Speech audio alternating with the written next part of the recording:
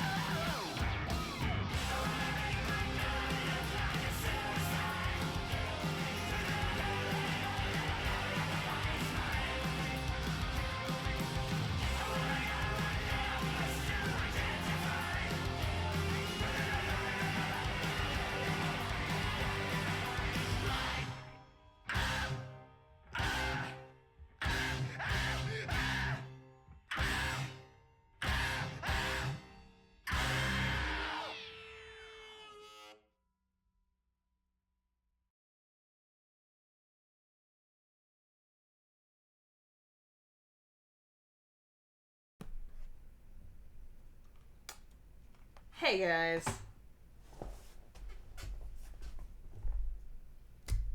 How's it going?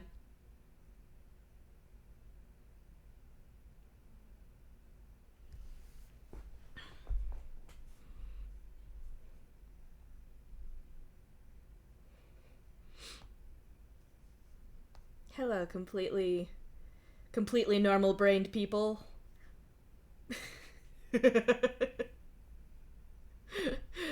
I know for a fact that is not true of any of you.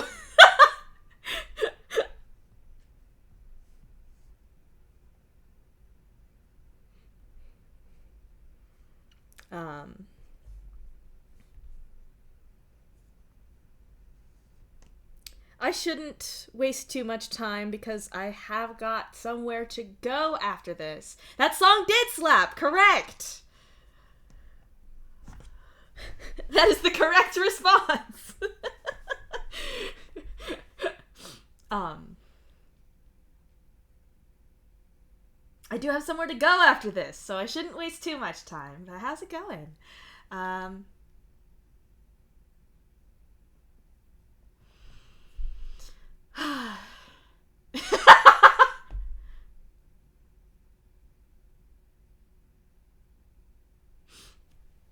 Is it now?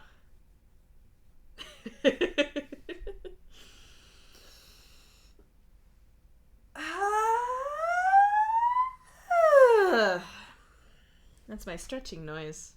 I was stretching. I'm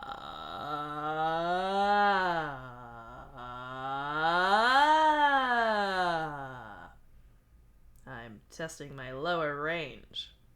Guys, I just gotta make sure. You'll see why in a second.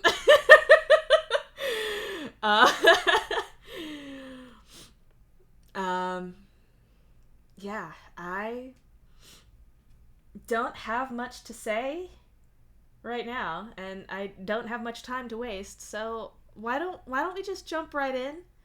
Why don't we just jump right in? Because it's time to go to therapy. It's time to go to therapy.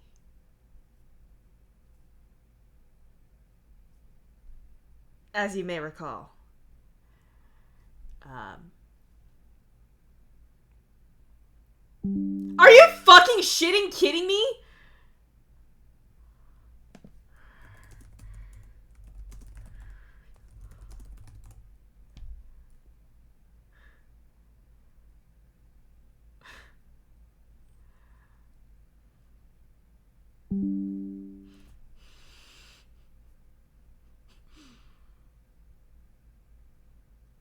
Awesome start. Awesome start. And by awesome, I mean not awesome.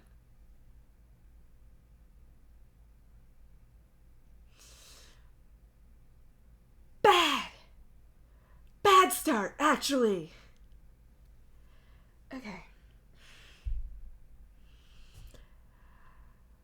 God, I hope that that's not going to persist.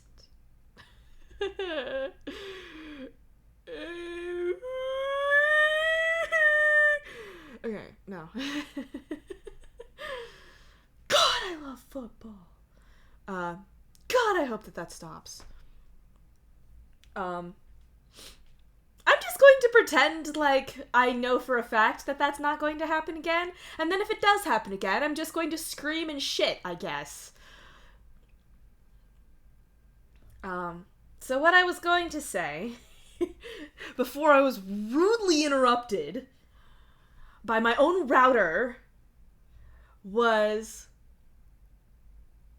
I'm going to jump right into the intro. Because we have a fun time ahead of us. So, with that said, welcome, all of y'all, to the 40th, the big 40.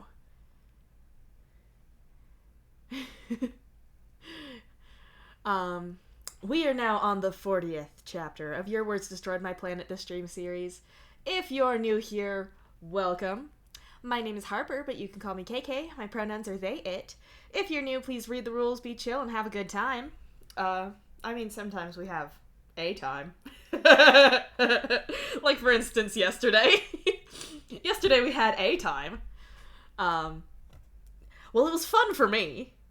It wasn't so fun for Dave. Or Carcat. But there was a time, and it was had. What is going on is this. Yeah, no, I know you can't. That's why you can't keep bringing it up, or else you're gonna derail all of us. God. Evil Dirk. Evil Dirk.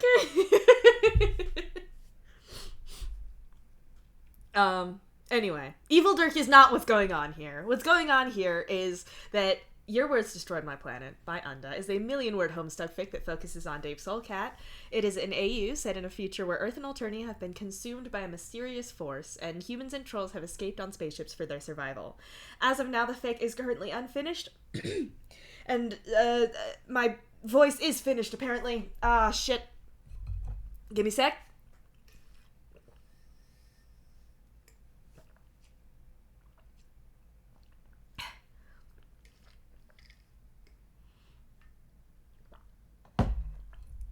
Okay. In this stream series, I aim to read the entire fic out loud by myself. Because I'm selfish. And I want to voice all my blorbos. And I think I can do it the best. So they're all mine! Please take note of the tags on this fic. We are looking at them right now, and do be aware that you may be in for the discussion of some sensitive topics. As I mentioned before, today we're going to therapy, so if you know roughly where we're at in the story, you know roughly how rough that can be.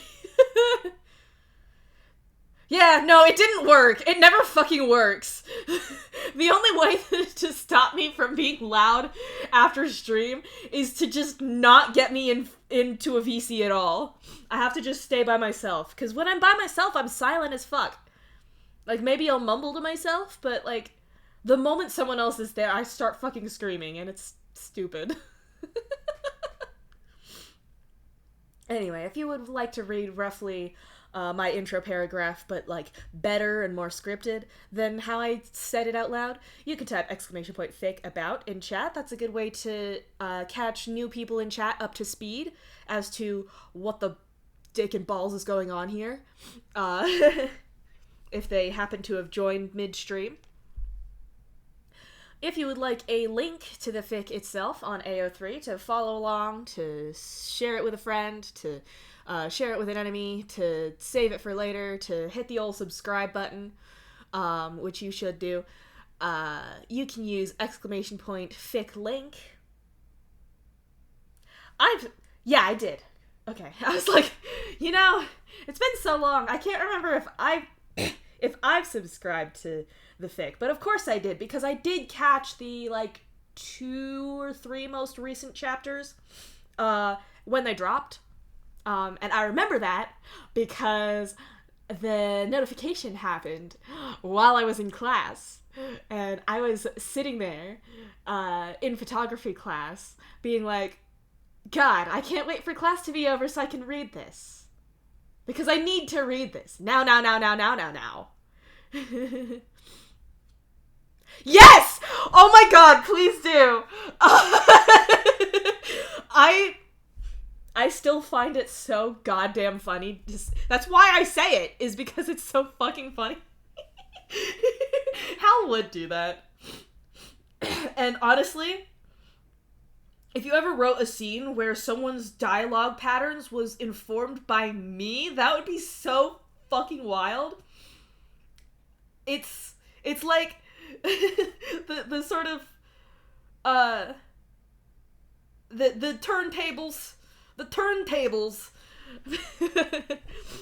because I let myself be so influenced by the fic to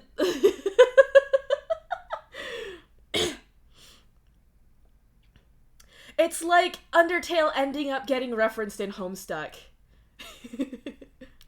Like, Homestuck came first, and then Undertale happened, but then Homestuck lasted long enough that you could put an Undertale reference in Homestuck, and so they did do that. And so it's like circle backward. What's the word that I'm looking for? I don't know and I don't care. I need to move on. Anyway, !fic song is the next one. I almost repeated myself. !fic song is the one that's next, and that will give you a brief explanation of a very special feature of these streams, which is the pre-recorded song sequences. I'm quite proud of them. This command sadly cannot tell you which song is currently happening, but that's okay because I got all the song titles up in my brain. And then !fic sorry is just a couple of disclaimers / apologies because I'm not perfect. This is not a polished project because it is a live project and I fucking hate video editing. I'm deeply aware of the polish I could give this project if I were given the opportunity. I deprived myself of that opportunity.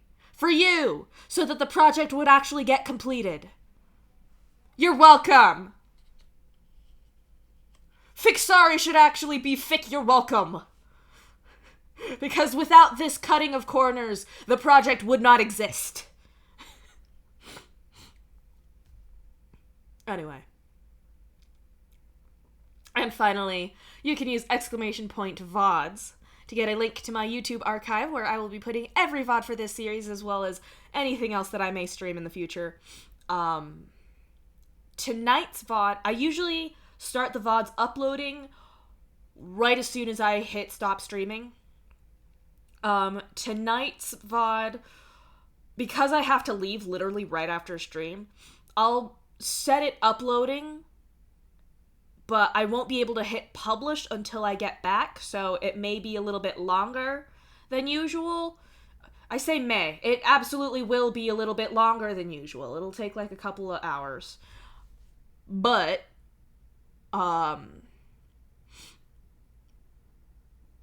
it should happen such that I will remember by the time I get home. So, should be all good there. And if I'm not, Wander will absolutely bother me about it. So, like, don't even sweat it. Dude.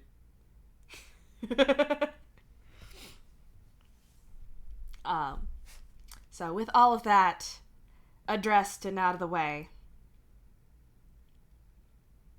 there's strikingly little else to say other than I present to you, ladies and gentlemen, the weekend. It is the weekend, right now, on account of it's Saturday, but that's not what I'm presenting to you. What I'm presenting to you is, in fact, Your Words Destroyed My Planet. Chapter 40. Can you believe we're almost 2/3 of the way through? That's fucked up. Here we go.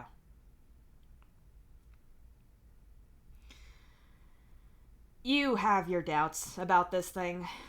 Dave said he'd meet you at his place in the morning. Or, you told him you'd pick him up there, and he didn't say no. But you're not sure that he's gonna go through with this. Dave isn't a fan of therapy. You knew he'd lose his shit when he found out about you going. It's kind of why you didn't tell him. You were gonna. Just not yet. It's not like you don't get why the whole thing sets his teeth on edge. He's got more reason than anyone to feel like that. The thing is that you can't imagine what'd have to be going down in his life for him to decide to even see one. You've read over your conversation with him several times, and it's pretty clear that his think sponge is fried to shit right now, and not to be heartless about the situation, but it's not like that's entirely new.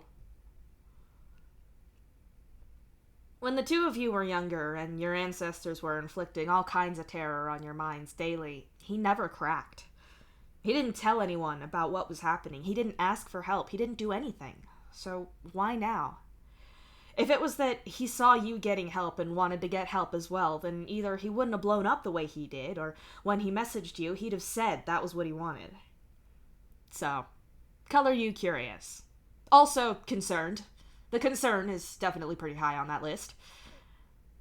Still, Dave said therapy, and you said how high.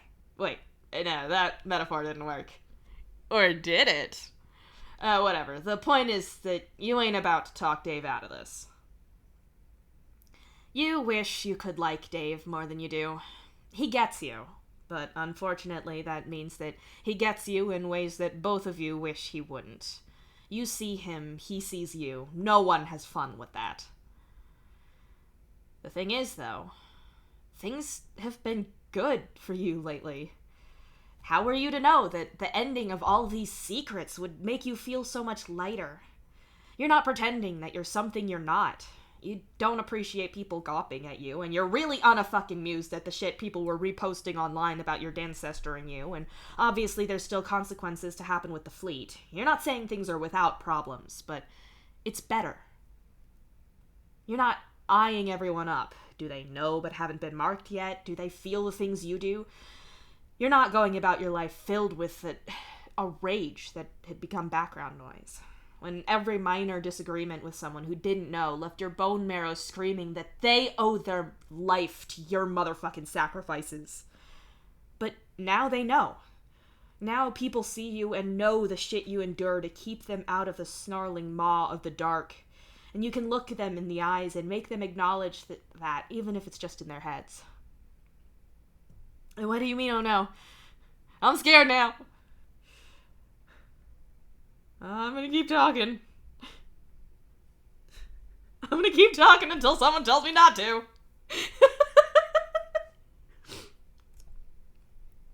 You don't have to pretend that everything is fine, that your job is just going to stupid space rocks and doing the dangerous shit. You don't have to act like all you are is some space soldier. It's so much better now that you don't have to lie to your Moirail. Guilt weighs pretty heavy on your thorax with that hefty thought. Maybe if Karkat had known sooner, then things with him could have been saved. By the time he blew the whole thing open, you were both past that point. But still. No. You've been over this. You need to talk to yourself like you were talking truth to Kid Gamzee or any Gamzee between the start of this and when everything came out. Tavros says that it's easier if you think of that part of you as another person. You don't know how much that is true, but it's a little easier if you pick yourself at a point in time instead of you in general. You were made to understand that you couldn't spill your guts about the void and the balance. Not doing so was smart. Just look at how the captain handled it. On top of that, if you'd told Karkat, he'd inevitably have done something. You were right to know that you couldn't tell him and have it stay as just him. If Karkat had known, then you wouldn't have had to be so tight-lipped. You wouldn't have had to keep things back that weighed your soul down. Things that your Moirail should have been able to help you shift. But the you that was around back then was made to stay quiet, and it would have gone wrong if you'd opened your mouth. You shouldn't feel guilty. Karkat's hurt face flashes through your mind. The confrontation outside of the bar burnt in there forever. You know it was quick. You know it hurt his feelings, but you never planned it like that. Fuck. Can't you just be happy? Chuckle voodoos start to seep out of your think sponge, and you stamp down on them real quick. No need to go sharing your bad vibes around, even if you did bring enough for the class. Besides, you can miraculously transmute those bad feelings into good ones now, because you're on your way to help the only other motherfucker around here that's more messed up than you are. Dave is outside. Not outside the ship, not this time. No, he's got his ass parked on the floor outside of his hive stem. His under eyes are dark enough that they could be yours. His hair's all over the place, and he has a hospital bracelet on his wrist. You come to a stop by him and give him a concerned look. I didn't think you'd be out here. I could have gone up to yours, even with Karkat and Solix there. You say slowly. Dave mumbles and clumsily stands up. Thing is that I can't go up there. Our favorite terrorist friend discharged me last night, but I couldn't go back up there. Didn't have anywhere else to go either. Nowhere else I wanted to, so... Dave adds, holding out the hospital band like he hadn't already spotted it. Why can't you go up there? You ask him.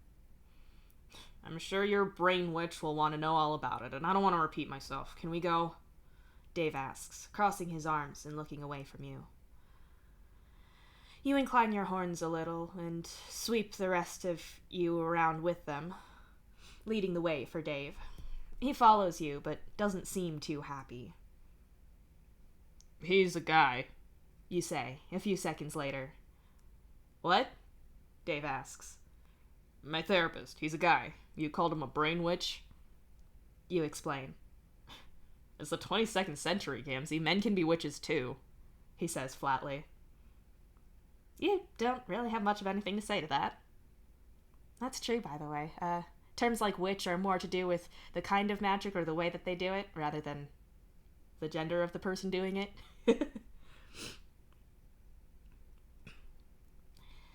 You lead Dave to the doc's place. Dave doesn't say a lot on the way there, which is pretty unusual for him. Dave's mouth could run marathons. What he does say, and says several times, is, I don't want to do this. He never stops following you, and he never tells you that he's turning back. He just keeps saying it. When you get inside the building, Dave looks like he's going to throw up, but to give him credit, he doesn't hurl his guts, and he doesn't leave. Dave waits at your side until the administrator, who deals with several doctors on this floor, tells you that you can go in. He doesn't say a thing about Dave from behind his admin desk. You figure he's not in the business of questioning who you're bringing in or why. Your doc does notice Dave when you lead him into the doc's cozy little office. His teal eyes widen for just a split second as he looks at Dave. Hey there, go say hi, the doc says to his little bark beast. In the corner of the room, the doc's little dog perks up and hurries over to you and Dave on little legs. Dave had been frozen in panic, but thanks to Beck's training, a dog is a pretty surefire way to pull him back to reality. The small, happy pup gets up on her back legs and rests her little paws on your knee. Her little tail nub wiggles back and forth for a moment before she moves on from you and gets up to put her feet on Dave's knee. Her name is Cinnamon Toast, you tell Dave conspiratorially. Cinnamon Toast? Dave asks in a high-pitched tone of distress as he visibly restrains himself from petting her. You can pet her. Gamzee, why have you brought someone to your appointment? The doc asks you. Oh my god, your name is Cinnamon Toast and you're just a little corgi. Oh fuck, how are you so cute? Dave whispers to the dog, already crouched down and petting her big, rounded triangle ears. Yeah, so here's the thing. Remember I told you about Dave? This is Dave. He's admitted that he needs help, like, for real, but he's kind of fucked up enough about it that he's not willing to see anyone that he doesn't trust, and me trusting you is about as close to that as you're gonna get. I know you're probably gonna say that you can't see both of us, since I know Taft's guy wouldn't see me, since it's a conflict of... You wave your hand as you try to think about what you mean. You shouldn't see people who know each other. It's bad practice. The doc nods. Right. Thing is, though, he won't go and see anyone else, and he told me that he's not in a place to handle looking for anyone. But if I'm honest, man, it's more that he needs the help real fucking bad. On top of that, I know pretty much all of his old traumatic shit, same as he knows mine, so it's not like there's a lot of new stuff there. I can answer questions for him and help him see that you can be trusted. Really, he needs this. You insist. That's not really how this works. The doc frowns at you. Hey, I don't want to be here with him forever when you two are doing your thing, and I don't want him at my sessions forever. I'm just here as backup for this. Dave told me before he'd die before he'd go to therapy, so for him to be here at all means that something's really wrong. If it's not you, it's nobody. Please? You beg. The doc looks down at Dave, who's crouched on the floor with Cinnamon Toast, and you look at him to see Dave intently staring back at the doctor as well. Please, you whisper. Your doctor sighs and drags his good hand through his hair, his tablet pen clicking against his thin vertical horns. He nods, so you sit down on the lounge plank and motion to Dave for him to join you. Dave does, although his movements are stiff and tense. This is not how things are supposed to be, and this is not a good idea. I'm trying to believe that Gamzee would not bring someone here if there was a better solution, though I can't really see what that'd be. But for now, I'll humor you both. Dave, why don't you tell me why you wanted to come here today? The doc asks. I don't want to be here. Dave answers him stiffly. Oh, fair enough. I don't see people who don't want help. The door is there, the doc says, and waves his hand at the door you both came in through. Dave moves, but you press your hand down firmly on his leg and start talking before this can all go wrong. Dave has a pretty bad history with you people. His parents were in your field, kind of. They're the whole reason he's so fucked up, and for him, therapy and torture are the same goddamn thing, so he's not really going to feel good here. Dave was the one who asked me to bring him here, though. He wants this done, even if he doesn't want to be here. You explain.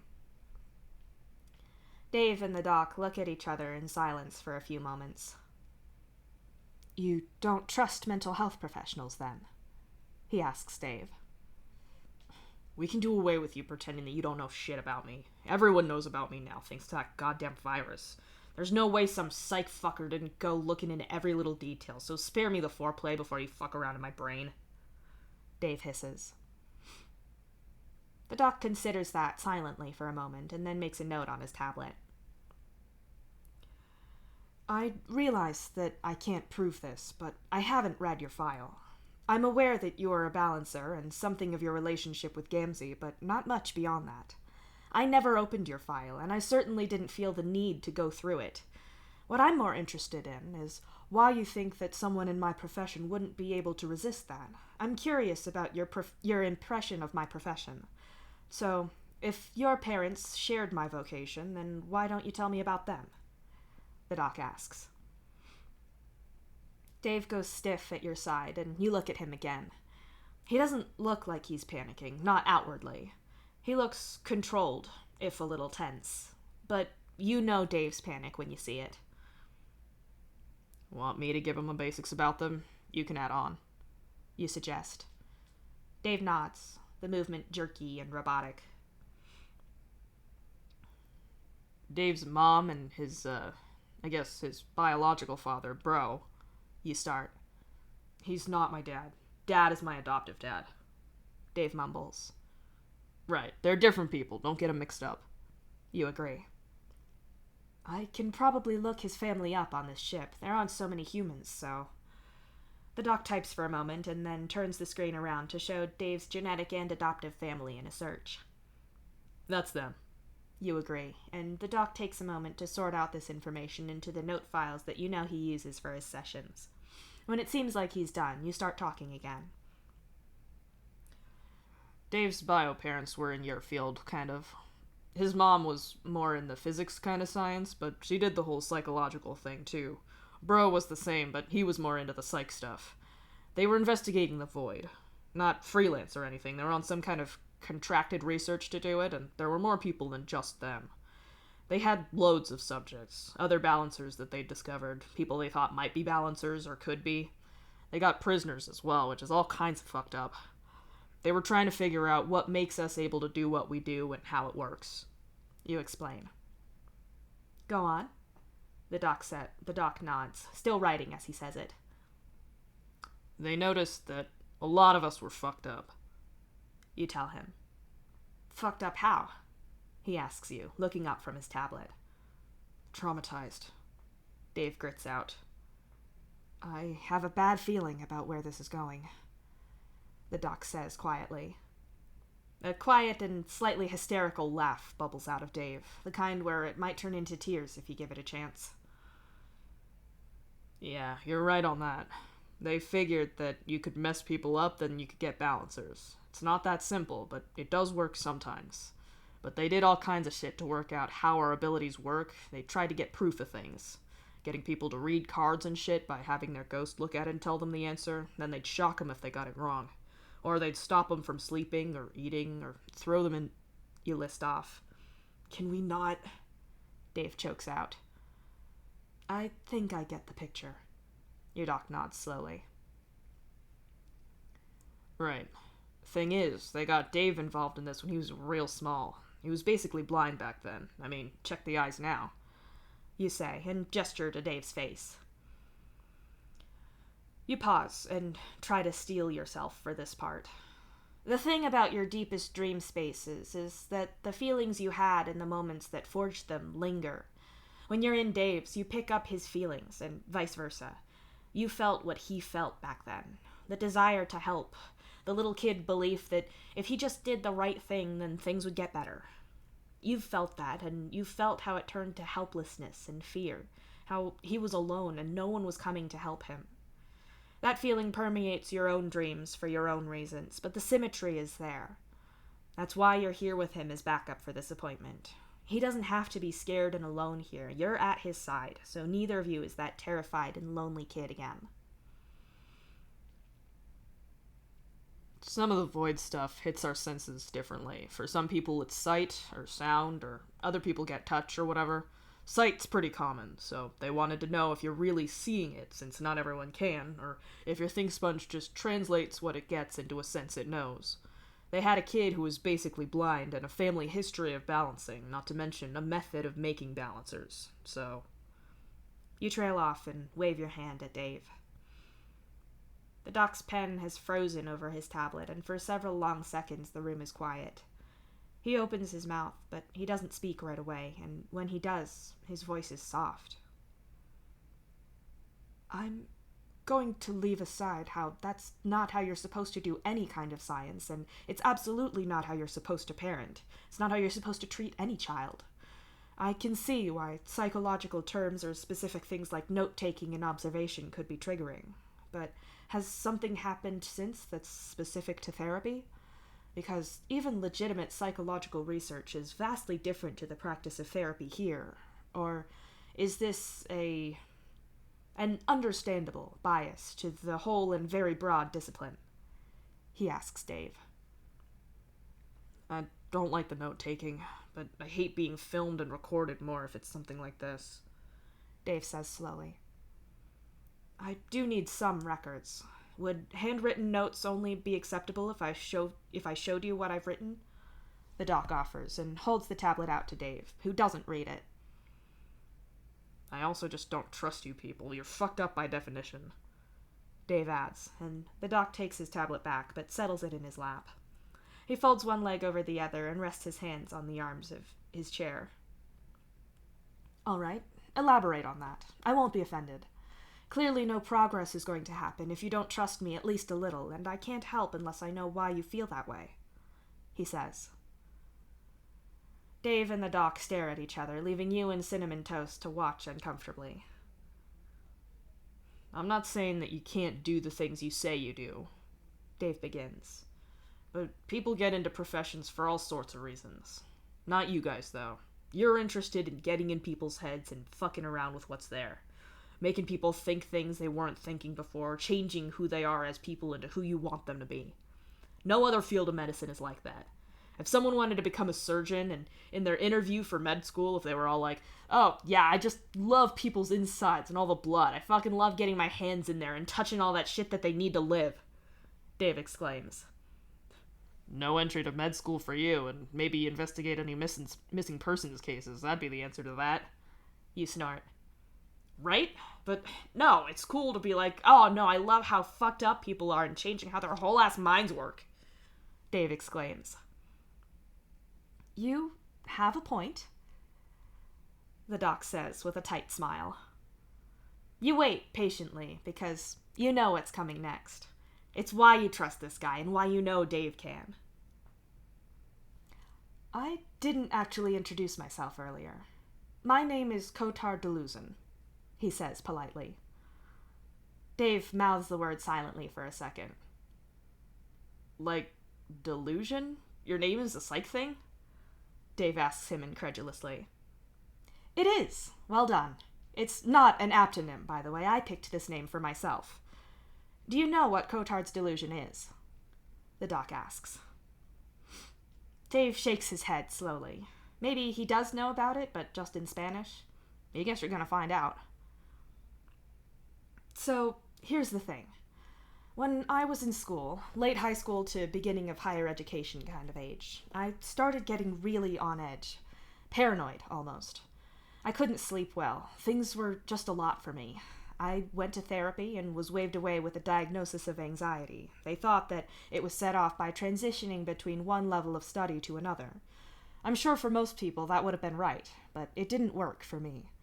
I tried a few basic kinds of therapy, but if anything, things seemed to get worse. I gave up and decided I'd push through it, and none of my doctors seemed too concerned, so I stopped going. Cotard explains. Okay, Dave says. I was experiencing a very low mood, and I started becoming obsessed with not becoming sick. Initially, it started as an attempt to try to keep myself healthy in an effort to have better sleep and feel better, but it progressed. And then I started properly manifesting Cotard's delusion. In Cotard's delusion, patients become entirely convinced that they or part of their bodies are dead. No evidence can sway someone with this, and it is as real as you are before me now. The delusion sometimes occurs after damage to the brain or think sponge from seizures or other trauma, but it is also present in some patients with schizophrenia, like me. I was convinced beyond a shadow of a doubt that my hand was dead and rotting on my arm. I could see every detail of it, feel it, smell it, touch it, everything. He goes on. Holy shit, Dave whispers. Holy shit indeed. I knew no one would believe me, that no one else could see the truth that was right in front of me. I couldn't go back to my doctors. I'd gone before and they'd not listened to me. For all I knew, it was something they'd given me that done this. I was paranoid and unstable. When I got medical help, it wasn't by my own choice. It was because I'd broken into one of the engineering workshops and cut my hand off with a bandsaw. Cotard says brightly, and holds up his arm with the teal-colored metal plate hand. You cut your own hand off? Dave gasps. I did. It was the best thing I ever did. Well, obviously it was a terrible thing to do, but it led to me being properly diagnosed, properly treated, and stabilized. Medications for schizophrenia are far better than they once were, but there's no cure. I have Cinnamon Toast here to greet people for me. She only says hello to people who are really here, not people I see that aren't real. The thing is, after I recovered into a stable state, I was very angry. I was angry that no one had listened or cared sooner, that I had to go this far before someone helped me. So I became determined to get the kind of qualifications that would allow me to be the help that I never got. I've got no interest in manipulating people into being people that they're not. My interest lies in stopping people and helping them before it comes to this. So I renamed myself, and here I am, he says, with a wave of his metal hand. You must have been pretty desperate, Dave says quietly, his eyes on the ground instead of on the dock himself. I think you must be pretty desperate to come to me after going through what Gamzee has just told me about. So, why are you here now? What has pushed you to this point of desperation that you're willing to put yourself in my hands, in a move that must feel as kill or cure as my amputation was for me? Cotard asks Dave softly. Dave doesn't answer for a bit. He just looks at Cinnamon Toast on the floor. She's laid out in the middle of the room, her chubby little sausage body and stumpy legs rolling about happily. Dave sighs and tries again. I'd have to go back a bit. By all means. I'll be taking notes now, if that's all right with you. I will show them to you afterwards. The doc nods, tablet pen poised. When my parents had me and when they were studying me, you can't tell people about the void. You're not supposed to. That's why this whole virus thing was so fucked. I couldn't tell, or I'd risk hurting my siblings, and if I told them, then they'd probably end up in the lab too. Mom and bro always like to threaten us with each other. If you didn't do something, they'd take it out on one of the others, that kind of thing. I had to lie about it. Dave explains slowly. That's a fucked up thing to do to any child, much less your own. I'm sorry that happened to you. Go on. Cotard says sincerely, looking up at Dave as he continues writing. Yeah, I know. Point is, you get good at lying, at hiding shit, he says. I can see how that would be a skill that would be required. The doc agrees. So, I played the person they had to think I was. I couldn't let on about the stuff that happened at the lab, or they'd get hurt. When we were taken away and moved here since Dad adopted us, it was the same. I couldn't tell anyone about the void because it was dangerous. Talking about the lab would just open questions. The other balancers found out about me and told me I couldn't talk either. I was used to it, though. No big deal. I got a girlfriend, got friends. I still saw bro's ghost all the time, but other than that, I was living pretty normally. I could talk about some of this stuff with Gamzee when he became a balancer. Same with the rest of them. Gamzee knows a lot of stuff about the lab, but Dave looks at you a little helplessly. Our shit's pretty mirrored. We both have things we don't or can't talk about to everyone else, and since we end up in each other's dreams sometimes, or a lot when we were kids, you try not to get any deeper in each other's business than you gotta. That's why we're not friends. We know too much. It's not comfy. You explain. I can see how that would have the potential to be disquieting. The doc acknowledges, but you get the feeling that he thinks that you two probably should be friends. The doc shifts his attention from you back to Dave. Dave has fallen silent, which made sense when you were talking, but now it's like he's lost the momentum and clammed up. After enough time that things start getting awkward, Cotard looks back down at his notes and speaks. Going back over that, then. You were raised and continued to live in an environment where you had to keep very big secrets and live a double life. This actually applied to both of you until very recently. Is that an accurate interpretation of that? He asks. You and Dave both nod. You've already had discussions with the good doc here about how you feel about that. He wants to know how Dave feels about that, and you're pretty curious yourself. You know Dave is also pissed off about his family and Karkat acting without thinking about the consequences, along with all of the fallout that you're going to have to deal with. You also know he's not a fan of being stared at either, so that's not great. All that said, though, your feelings on how things are after all the secrecy got smashed to shit have changed. You looked around and realized, oh, not so bad after all. You don't know what might have changed with Dave, but you're going to guess it's not as positive as your shit is. Dave still ain't talking. Okay, let's come at this from another angle then. How have people reacted to finding out about this secret-keeping behavior? Cotard asks. You laugh a little mirthlessly, and Dave sighs. My family were the ones who released the virus and made it so there weren't any secrets anymore. Them and Karkat and a couple of our friends. Dave says flatly. The doc knows about all of this from you, and that wasn't what he was asking. Right, I suppose treason is technically a reaction, but that wasn't really the question I was getting at. What I mean is, how has interacting with them after that gone? What conversations have you had with people close to you about this? How do you feel about that? Cotard prompts him. Dave makes an uncertain noise, looking at the floor instead of the doc. Can I pet your dog? I have a service dog, Beck. He helps me when my eyes are offline or when I need company. He does emotional support for my ex-girlfriend, too. We still share him, though. I don't want to pet your dog outside of saying hello if she's working unless I've got permission, so... Dave asks. You may pet my dog, under one condition, Cotard says, and holds up one teal steel finger. That you immediately show me a picture of your dog. Dave laughs, quiet, but the doc still startled the sound out of him pretty good. Dave pulls his palm husk out and taps at the screen for a moment, then turns to show it to the doc.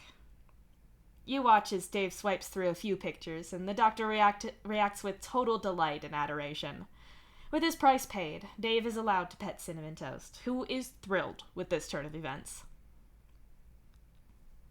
So, as we were saying, how have those conversations gone?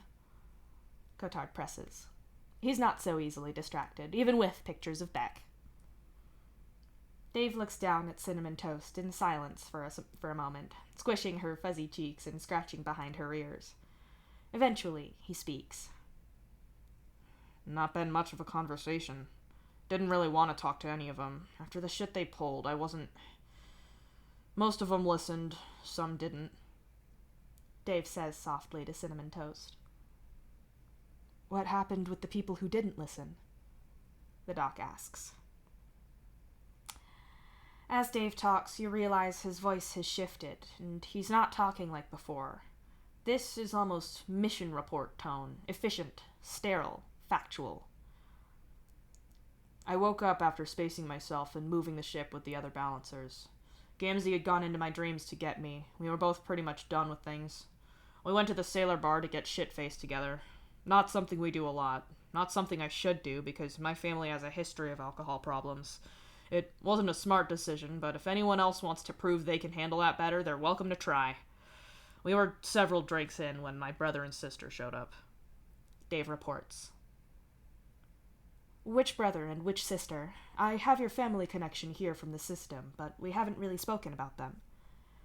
Cotard asks, and you see him scrolling up the screen to an earlier point in his notes. You wait as Dave clinically lists off his siblings, explaining the whole thing with the triplets, including that he was still living with Hal at the time.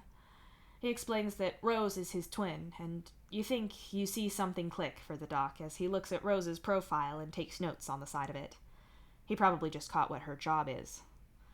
Dave explains his adoptive family in the most basic and emotionless terms that he can before continuing with his account of the night at the bar.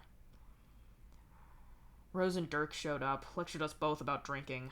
They were very sorry not sorry about the whole thing. It didn't count because they hadn't meant to tell everyone, but they were just acting in my best interest. I couldn't know what my best interest is because I'm too manipulated, confused, and weak to know what that is. I probably should have been grateful.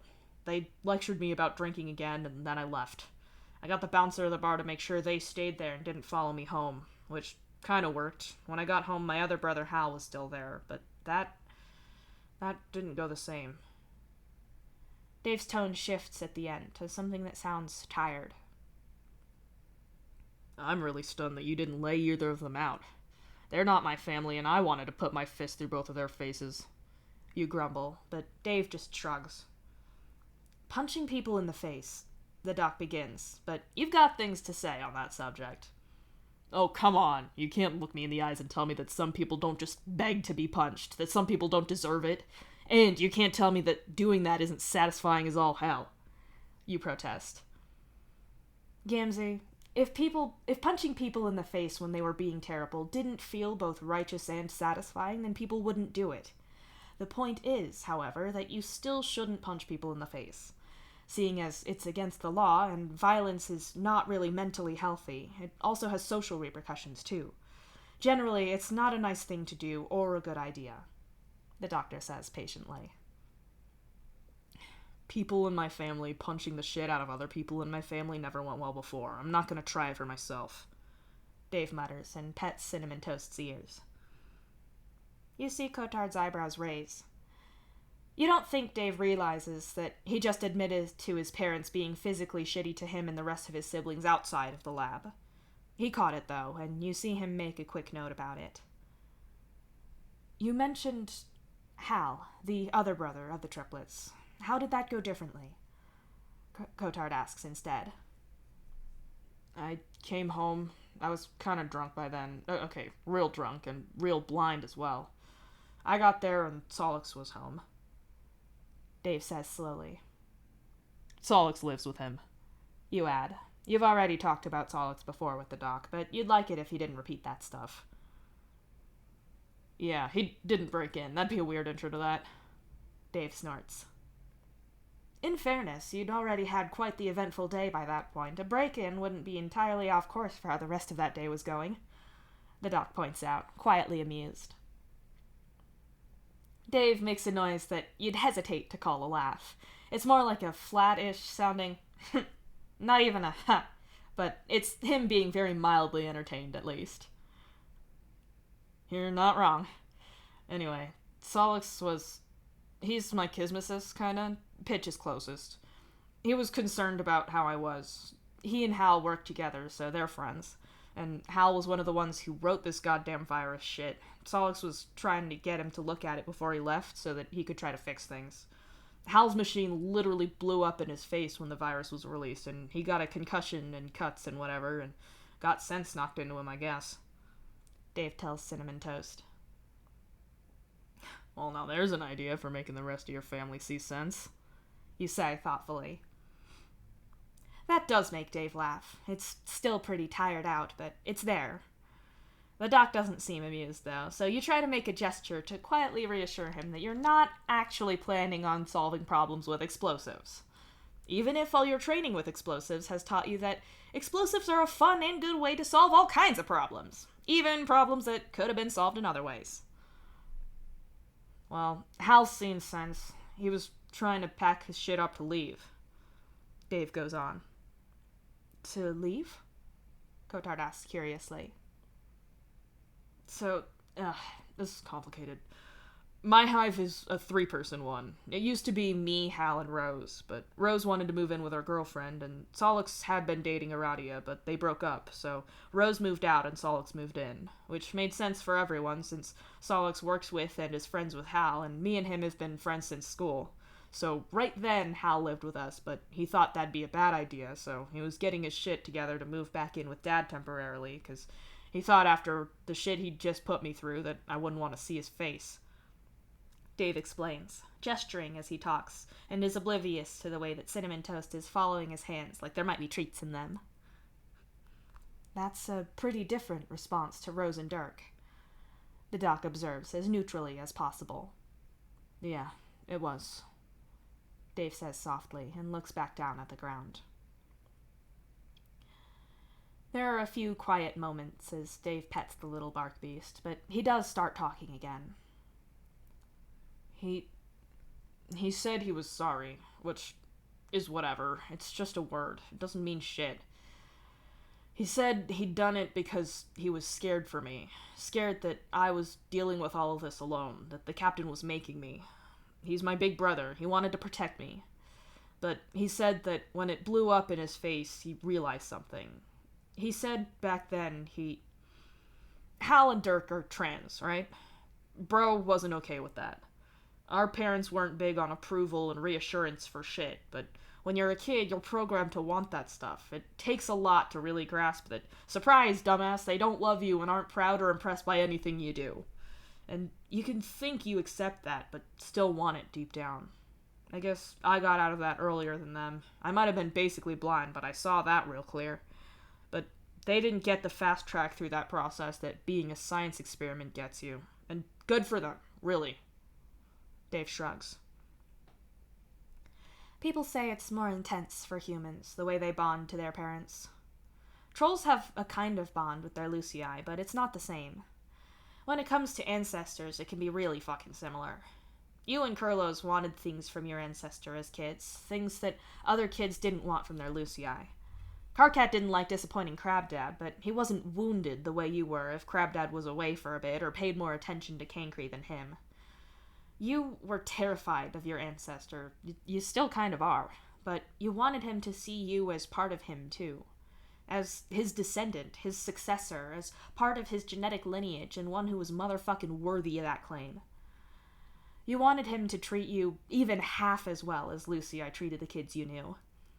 Instead, you two were more like a captive audience, kids he was made to pay attention to now and then, and people he could mess up without a lot of questions. You get how Dave's siblings, who didn't go through shit as intensely bad as Dave, could both hate their parents but also want their love, approval, and time.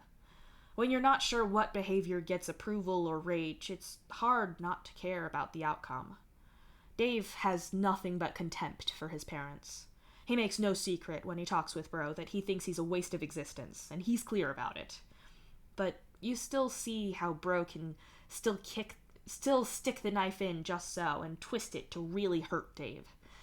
Dave isn't secretly hoping for Bro's approval, and you're not looking for your ancestors either.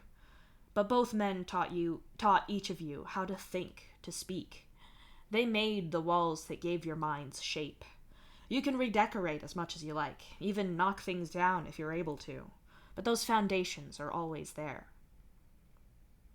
Desperately in need of a punch or not, you can't fault Dave's siblings for falling for that.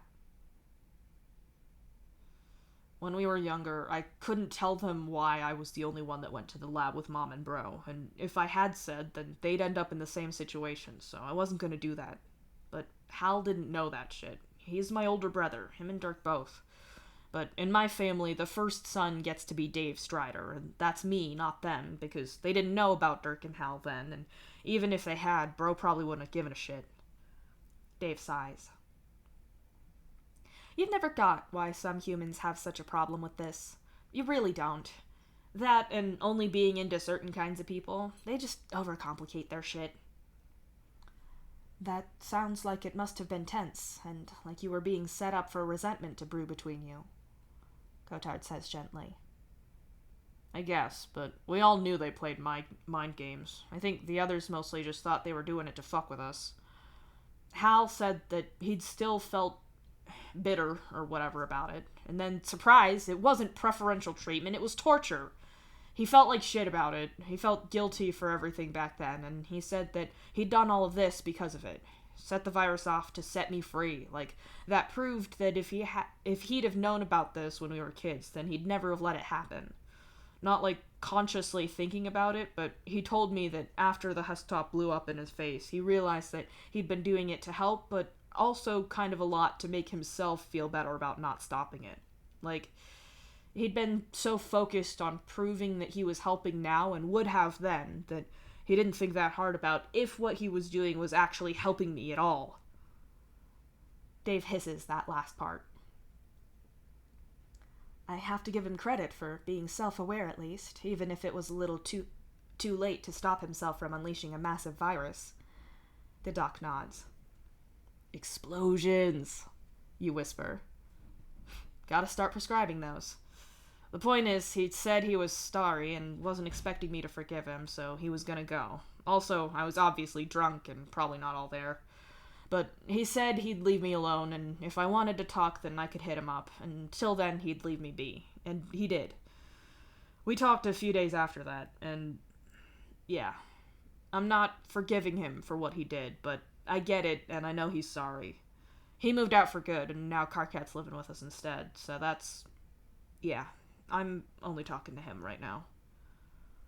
Dave's tail tapers off awkwardly at the end, but he got through it.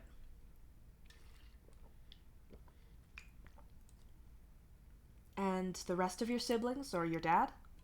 Cotard asks. Made it clear I don't want to talk, he answers. The doc leans back in his chair for a moment and looks over his notes. Dave's attention is still on Cinnamon Toast, but he seems tired. Tired in the kind of way that sleep can't fix. Do you want to talk to them again? Cotard asks finally. Yes. No. I miss them, but I can't... Dave shakes his head, and his shoulders draw in slightly, making him smaller. I see. You didn't really tell me earlier what made you come here today. We've talked about your background a bit and what's happened lately, but why now? What is it that you want? He asks. Dave takes his hands away from the bark beast and tugs at the hospital tag on his wrist. He turns it around a few times in the quiet of the room. I was on a date. I'm not supposed to like someone like Solix. It's new. But I want this. He asked me on a date. A real one. It's scary, but I wanted it. Want it. I wasn't there, or was, but wasn't. I wasn't even me a lot. I was making this new... It's like I play different Daves. Depending on who I'm with and what they know and who they think I am, I'm different.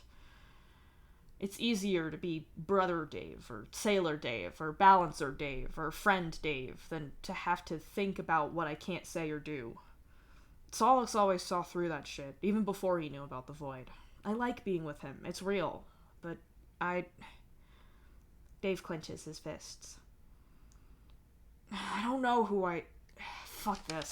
Look, I saw my sister. Don't even think she saw me, and I still had a panic attack so bad it put me in the hospital. Can you fix my brain or not? Because I clearly can't do shit like this, okay? Dave asks harshly. Dave is glaring at the doc like it's his fault somehow, but you can feel the fear radiating off of Dave. He's asking for help, not explaining shit, but actually asking for help. Dave's shaking slightly. It's subtle, but you can see it. Cotard gets to his feet and walks off to a big cabinet and takes a decent-sized box out of it. He returns and puts the box on the floor before dragging his little side table over between the three of you. He picks his mug up, has a sip, and tucks it under his chair. If you'll permit me a metaphor here, I think I can sum up what you've told me and what we can do from here, Cotard offers. Dave seems a little thrown, but he nods. The doc reaches into the box and pulls out a glass jar. It's not huge, but not small either, about the same height as one of the large glasses at the bar, but a little thicker. It has a lid that's held on with a hinge on one side and a metal flip-up clasp on the other. Cotard unclasps the lid on one side and flips it open. This jar is you, in this metaphor, he begins. Dave shoots you a skeptical look, but he nods at the doc anyway. The doc pulls a sizable plastic case out of the box next. It opens out like a toolbox, so you can't see much of what's inside. You watch as he scoops his prosthetic hand into the bottom of the box and pulls out a bunch of blue transparent balls. They're each about the size of a big cherry, but perfectly round. Now these represent big events in your life. Anything that was really stressful or impactful. They're not always negative, but it's something big enough to leave a mental mark on you. He explains, and holds one up and squishes it a little to show that they're somewhat flexible. So, what? You add one for each thing? Dave asks curiously. Right. So, being made into the subject of your parents' research at all, the doc says, and drops one into the bottom of the jar. Then the violent aspects of that on top of it, becoming a balancer at all, having to deal with having a ghost. You've told the doc who Dave's ghost is, but he hasn't, unless you missed that. Being haunted by Bro, you mean? Yeah. Probably seeing him get spaced, too, when they executed him counts, I guess. Dave shrugs. That definitely counts, Cotard says slowly, and drops another ball in. Moving to a whole new ship, having to speak a language you weren't that good at. You list off, and the doc adds more for each one. We moved here because we were taken away from Mom and Bro was executed. Dave protests, but Cotard adds another ball as Dave speaks anyway. Coming here and getting adopted wasn't a bad thing. As I said, these things don't always have to be bad, but they are significant. Good stress and bad stress might feel different in the moment, but they're both still stress, the doc explains. I guess, Dave mutters. You spaced yourself. I saw that on the news, and Gamzee already mentioned it. You are also hospitalized after moving the ship. Oh, also, your family history with alcohol counts as a big background factor. Having a prosthetic put in, I like having two hands again just as much as I'm sure you appreciate sight, but it's still a big thing to go through. Cotard lists and adds more and more balls to the jar. Are you gonna mention... You ask warily, but Dave clearly has no more idea where you're going with this than the doc does. Jade? You ask finally. Jade's never done anything wrong, Dave insists. The captain? Cotard asks, obviously confused. No, her granddaughter, my ex, Dave says, obviously still catching himself from saying she's his girlfriend. Ah, was this a bad breakup? The doc asks, ready with another ball, but not yet putting one in. No, I mean, no one is ever happy to get broken up with. It sucked, but I absolutely get it, and I agree that we should have broken up. If she hadn't broken up with me, then, Solix. We're still friends now. We share Beck. Dave insists. Do you feel it was significant? Cotard asks. They were together for 10 years. You groan. That's significant, no matter how amicable it is, the doc says, and immediately drops a ball in there and stares at you both flatly. Thanks, Gamzee, Dave mutters. Don't get on my gloves about it. I didn't break up with you. You shoot back at him. Okay, well, I'm going to add a couple more of these for things you've maybe not told me about or hadn't considered to be major events. Now we move on to these, the doc says, dropping the remaining blue balls back in their part of the box and scooping up some more. These ones are smaller, but still squishy and in a variety of colors. Consider these as smaller things. Things that are in your head as something that you're dealing with right now. Sometimes they're connected to or feed into the bigger stuff you've already got going on in here, but sometimes not. Sometimes these are things like sleeping badly or feeling sick or having one of those days where everything goes wrong. These kinds of things can sometimes come in and out easily, but other times they sit in here taking up space for ages until you deal with them, the doc explains. Like all the people in my family that I'm not talking to right now, even though they're leaving me alone, it's still... Dave gestures vaguely. Weighing on you and taking up space, yes, the doc nods. He pours a handful of these multicolor ones in the jar, and you watch as they bounce about for a second or two and then settle. For demonstration purposes, think of those as representing those things. I'm not going to get into all of that right now. The next are these clear ones. These are things that you don't know are stressing you out. For some people, it's something about themselves that they've not yet figured out, or a need that they didn't know how to meet. For example, it took me way too long to work out that caffeine always made me tense. The staff break room down there had to run out of it for a week before I put two and two together. For some people, there's things like how you organize your things, or if your clothing bothers you in ways that you consider normal but is actually getting to you. They're unknown unknowns. Everyone has some. The doc explains and tips a few in. Dave reaches out and puts his finger into the jar, tipping it enough to look down into it. He smiles, but the expression is tired and without any joy. Kind of hurts to look at, actually. "You're gonna put water in this, aren't you?" Dave asks and sets the jar back upright again. "I am." Cotard smiles. He reaches out around the side of his chair and grabs a thermos, one of those water-cooling ones. The two of you watch as he pours water into the jar, and because there's all this junk in it, it doesn't take much. He very carefully gets it to the point where it's one breath away from overflowing.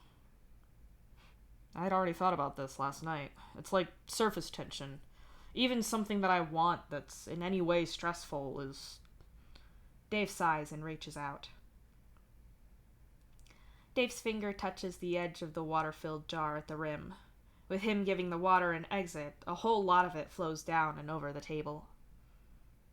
"Exactly that. You beat me to my own metaphor. So, the reason that you're here is that you can't take any more stress or tension, which is what the water was meant to be, without landing yourself in the hospital." Cotard nods and leans back in his chair. "Yeah, so what now then?" Dave asks. The doc waves a hand at the water and orb-filled jar. "The obvious answer is that you need to get the stuff out of here. When there's less in here, you'll be able to function more. Watch," Cotard says, and leans forward to pick out one of the blue balls from his box at the side, and also a scalpel. To use myself as an example here, I can say that this represents me being let down by my own medical professionals so badly that I cut off my own hand. Traumatic as shit. It's not that hard to hold this thing as it is here and say that it was a terrible thing to go through. It's also never going away. No matter how much therapy I go through or how much work I put into myself, that's never changing, and the same goes for you, I'm sorry to say," he says, and Dave nods. You wonder if him not promising to make Dave's problems all go away is reassuring. "The hard part is to look at this and see what it does to me. What ideas and behaviors did this give me, and more importantly, are they good for me? Because people let me down when I needed help, I don't trust people very easily, especially if they have power over me. I can see that. But it has meant that I've learnt to trust myself and that I do as much as I can for myself, which isn't bad unless I try to do everything. If I become aware of that and make sure that I'm not refusing to ask for help when I need it, then I'm fine. And because I've processed that," Cotard says, and carefully slices a chunk out of the jelly-like ball, "this takes up less space in my head now. It'll never be gone, but it's less. Some of yours can be reduced down a lot, I'd wager. On top of that, a lot of the smaller stresses that you're dealing with now can be unpicked, reframed, and solved.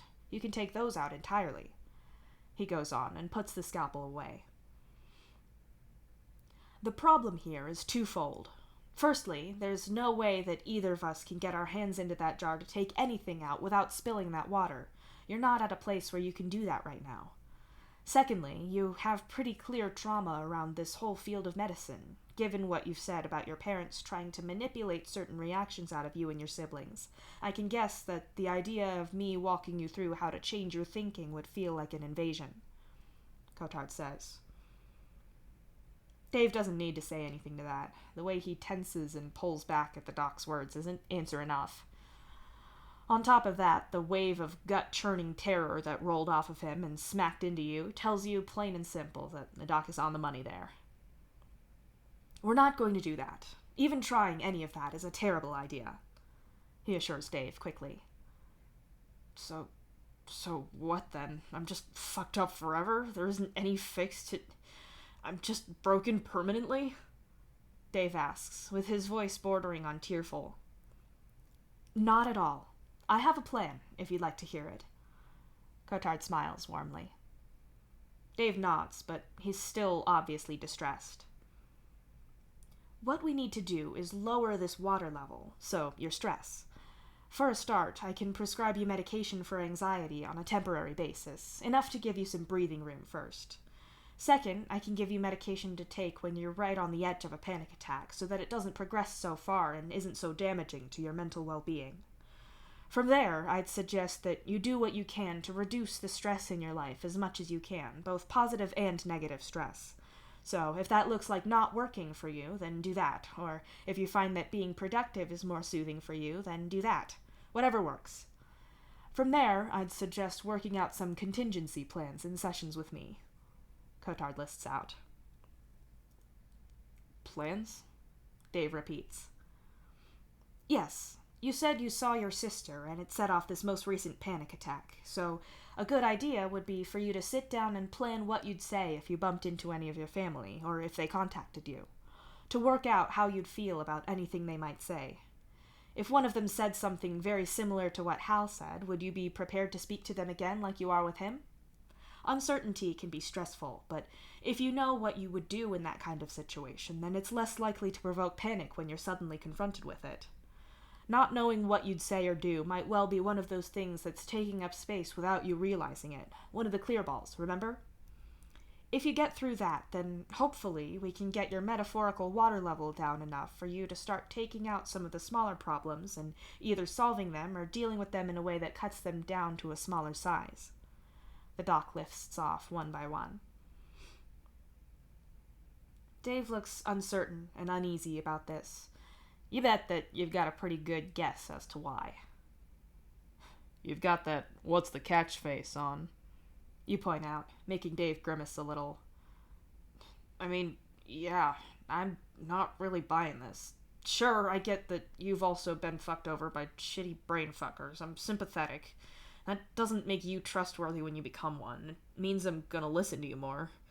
I think I'd been out the door already if you weren't relatable or whatever. So, I won't do anything bad. It's pretty suspicious. Dave nods. Cotard leans back in his chair, stretching his legs out in front of him and crossing them at the ankles. He looks at Dave carefully and clearly considers what he's going to say before speaking. I can understand that. Let's be a little more honest, then. The medication might not work, and if I'm being upfront here, it's really just an acute treatment to stop you overflowing before we can make this less of an immediate crisis clusterfuck. People have different reactions to medication at the best of times, so even that's not a sure thing. That's just to start with. He begins. Right. I know some things don't work well for me. Aqueous has a list, but also sedative shit is... I don't like feeling defenseless. Dave says, with a nod, actually relaxing a little since the doc is being more upfront about things. That's good to know. We're not doing the medication that you take right out of panic attack, then. I can teach you ways of grounding yourself through that if it gets that far, but it may just suck for a while. Cotard says, with a little shrug. It sucked, but it wasn't the worst thing that's ever happened to me. I want to not do that, but it's not like life gives much of a shit about what I want. Dave snorts. Life's a bitch. As for the rest of what's in your jar, yeah, I'd prefer to get in there and start fixing shit with you. But until you trust me at least a little, I'm not going to be helpful at all. If anything, I'd cause more damage. I care more about getting you to a point where you can function. Fuck normal. The pair of you have magic ghost powers. Normal isn't a thing. But I can help you get to happy and healthy. But if you don't want to do the work to get through this stuff once we've got you past this crisis point, then I can't and won't make you. I think life would be better for you if you dealt with as much of this as you can, but if you can't bring yourself to do it with someone like me helping you, then that's your choice. After what you've been through, I can see why you might not want to. Honestly, I've felt the same at times. I don't even go to therapy all that often, only when something is wrong or when it's a mandatory work thing. It's a lot of hard work and it can suck. Especially when people have screwed that up for you. I don't do this job because I like picking people apart. I do it so that someone else in my situation stands better odds of getting me instead of some of the people I saw, so they have a better outcome. Which yeah, that's a thing I do because of trauma. I understand if you don't trust me, but all I can say is that not only am I not interested in making you deal with this stuff if you don't want to, but hurting you when you need help would psychologically mangle me. I don't want to do that to you, and I absolutely don't want to do it to me, Cotard says firmly. Dave is silent, but it's not as if he's ignoring everyone. He looks like he's thinking hard. Then again, this is a lot to take in. When it becomes pretty clear that Dave is still considering things, the doc turns his attention on you. We're rebooking you. If he wants to have you here for some of this, if he chooses to see me, that's one thing, but you're still seeing me on your own, the doc says sternly, waving his tablet pen at you. I was hoping so, man. Wasn't trying to get out of that. I just wanted to help Dave out is all, you assure him. The two of you go through your calendars to set up your next appointment, since this appointment turned into whatever this is. When you're done, the doc looks at Dave. The question is clear, even if he doesn't ask it. Is Dave going to do this or not? I want your notes saved somewhere saved somewhere I have so I can see them. Not something you throw together afterwards and send me. Dave starts. I can't save clinical notes on your personal storage because, data protection and all that. But I can make a secure one that I can give you access to, and then you can see that the files were made at the session. I can't make any promises about my handwriting being massively legible, but I'll do my best, he offers. And if I want to leave, I can. Dave goes on. You could have left any time you wanted to in the whole time you've been here. The door's shut for privacy, but it's not... The doc picks up a coaster from the side table and frisbees it at the open door button. He misses it and visibly deflates with disappointment. Out of mercy, you lean over and poke the door open button. The door opens, and then, because you've proved his point, you shut it again. Thanks. I'm mad that I missed that, but thanks. Can I have my coaster back? Cotard asks, so you go fishing for it on the floor by reaching over the arm of the lounge plank. I don't want to bring Bro into this, and I'm not translating shit he says for you.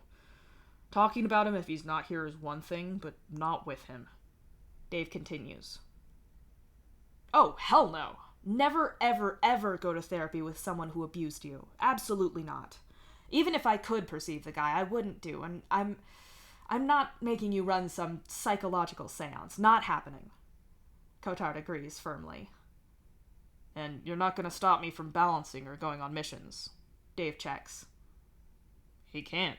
He could make a recommendation to Nep or to the docs that usually check us over if he thought we were about to die or whatever, but that shit just gets rubber stamped anyway. I asked him the same thing too. Here's your coaster thing. You tell Dave and hand the coaster back to the doc. This is a different coaster. How many times have I done that? He mutters as he looks at it. I'm entertained. I'm just being kind of a dork. Alright, but what if I do let you do this, and I don't want to do what you tell me, or don't want to think how you tell me to? Dave asks, and it's almost a demand with how sharp it is, but he's obviously asking out of fear. Well, like I said, I don't want to start out telling you to do anything or trying to change how you think. That's deeper down the jar, remember? Cotard says, and leans forward to tap the jar with the coaster you gave him. And when we are there, if we... Dave shakes his head, not finishing the thought. If it's a case of you think that I'm wrong about something, then we can look into that. So, if I said that I think you do X because your parents always did Y and you think I'm wrong, then tell me. Because it might be that your parents didn't always do Y, or that it was more often Z, or what have you. Then you'd tell me and I'd reconsider what I was saying. The same goes if I said that I think it'd be a good idea for you to approach a conversation with someone else this way, but you think they'd take it badly because you know them better than I do. Tell me that. If it's more practical, then tell me that too. I mean, you already have. I suggested an acute medication for your panic attacks, which would be a sedative, and you told me those wouldn't be a good idea for you, so we're not doing it. But other times it'd be a compromise. If I told you that you need to go to sleep more, but you can't sleep for the amount I think you should in one go, then take naps or do a sleep study if you think something's really broken there. If you're simply not comfortable with a topic or suggestion I have, then either we can go back to it later or take it off the table altogether. You don't have to do anything you don't want to, but this works so much better if you tell me when you think I'm wrong or that you don't want to do something. Absolutely tell me that, the doc insists. You guys can hear when my brain, I have like a brain predictive text that's trying to fill in the rest of the phrase before I can read it, and it's not correct. Y'all can hear that, right?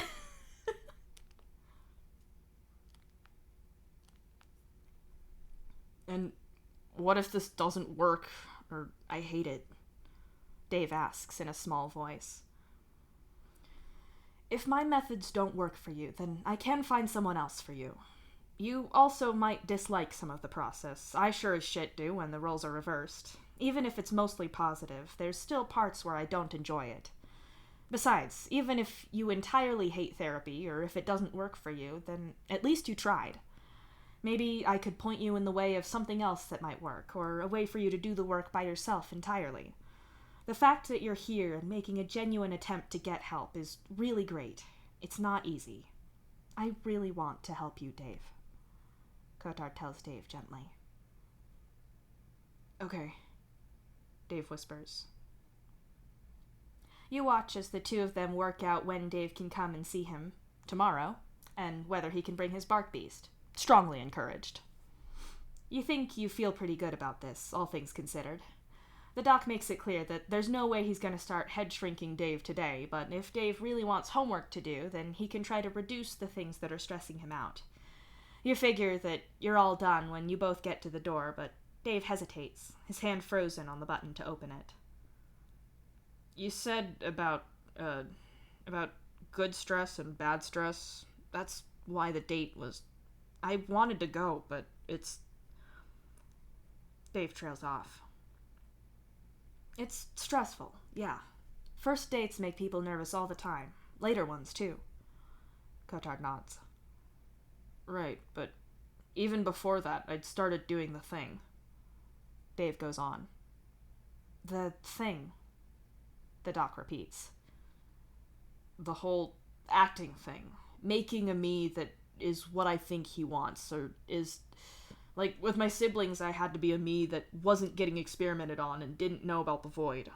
Solix doesn't like me doing that. Doesn't like seeing me put up a front with other people, and doesn't want me doing it with him. I don't want to do it either, but it started happening. I could see it happening, but I couldn't stop it. That was before he even asked me on a date. Dave says in a rush. I would say that it's a coping mechanism, compartmentalizing yourself to deal with difficult situations. You shouldn't have had to do it to begin with, but it sounds like it's happening even when you don't intend for it to happen, the doc says thoughtfully. Because of the stress and being on the edge of overflowing, Dave says, his voice slow and careful. That would be my guess from what we've talked about so far. Cotard nods. Yeah, that's what I thought. Okay, well, bye. Dave mumbles, and then just leaves suddenly. You shoot the doc a look of surprise and point in the direction that Dave went. The doc nods. It's probably a good idea for you to catch up with him. You wave goodbye to the doc hastily and hurry off after Dave. He's almost out of the building when you catch him. Hey, you good? You check, holding the door open for him. Yeah, Dave says, and then frowns. I mean, no, obviously not. Why not just say yes? What the fuck? Habit? You guess. Now that you're both outside, Dave stops walking. He shuts his eyes for a moment, drags both hands through his hair as he breathes in, and then holds it. After several seconds, he exhales in a rush and lets his hair go. I think I should probably go home, he sighs. And sleep, you suggest. Dave's palm husk pings, and he takes it out to look at it, only to groan when he sees what's on it. Apparently I have to pick this up first. Dave grumbles and shows you. It's his prescription. Actually, it's a note saying that his prescription has been sent to a particular pharmacy in the region of his hive. Thinking about it, you really should update the ship's database to show that you're living with Tavros permanently, otherwise you could have problems if you ever need to pick anything up. Not that you usually get sick all that often. Equius says you have the constitution of a hoofbeast. Hoofbeasts have those spindly-looking legs, though. You'd have thought they wouldn't be all that healthy, but what do you know? Horses are an evolutionary nightmare. Much like humans. You don't have to take that stuff if you don't want to. You point out as you start walking with Dave again. No, I know, but I can't do what I know I've got to if I'm not willing to do everything I can on my side. And that doesn't mean that I'm happy about it. It just means that I'm going to do it. Dave grumbles. Horses do have finger legs, and it's fucked up. Their legs are fingers. Their legs are fingers! And their feet are nails. I don't like it. I don't like it.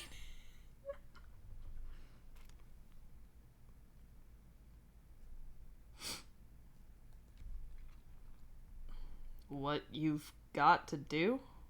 You repeat. Dave shoves his hands in his pockets as he walks, his shoulders tight and his body language tense. You heard the guy. Cut back on stress. I can't stop balancing. You're already taking on more than your share, and you've still gotta sleep. I can't touch the shit with my family yet. Can't fix things with the virus. Don't know what the other ships are gonna say. It's all off of the table or out of my hands. Except... Dave sighs and walks with his miserable gaze set on the ground for several heavy seconds. Except Solix, he says finally. It's not that you're not used to thinking about that particular psionic pain in your side as a problem. You've got loads of history at that. But not like this. They're together, so Dave's definitely not contemplating punching his face inside out like you have a few times before. But it's a big leap to just space the guy, but I've got your back.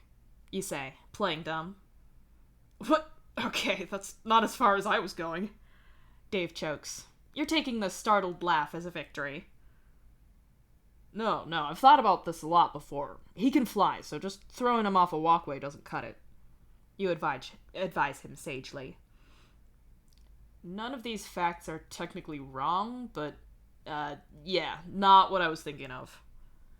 Dave says, and his tone shifts from amused back to serious again.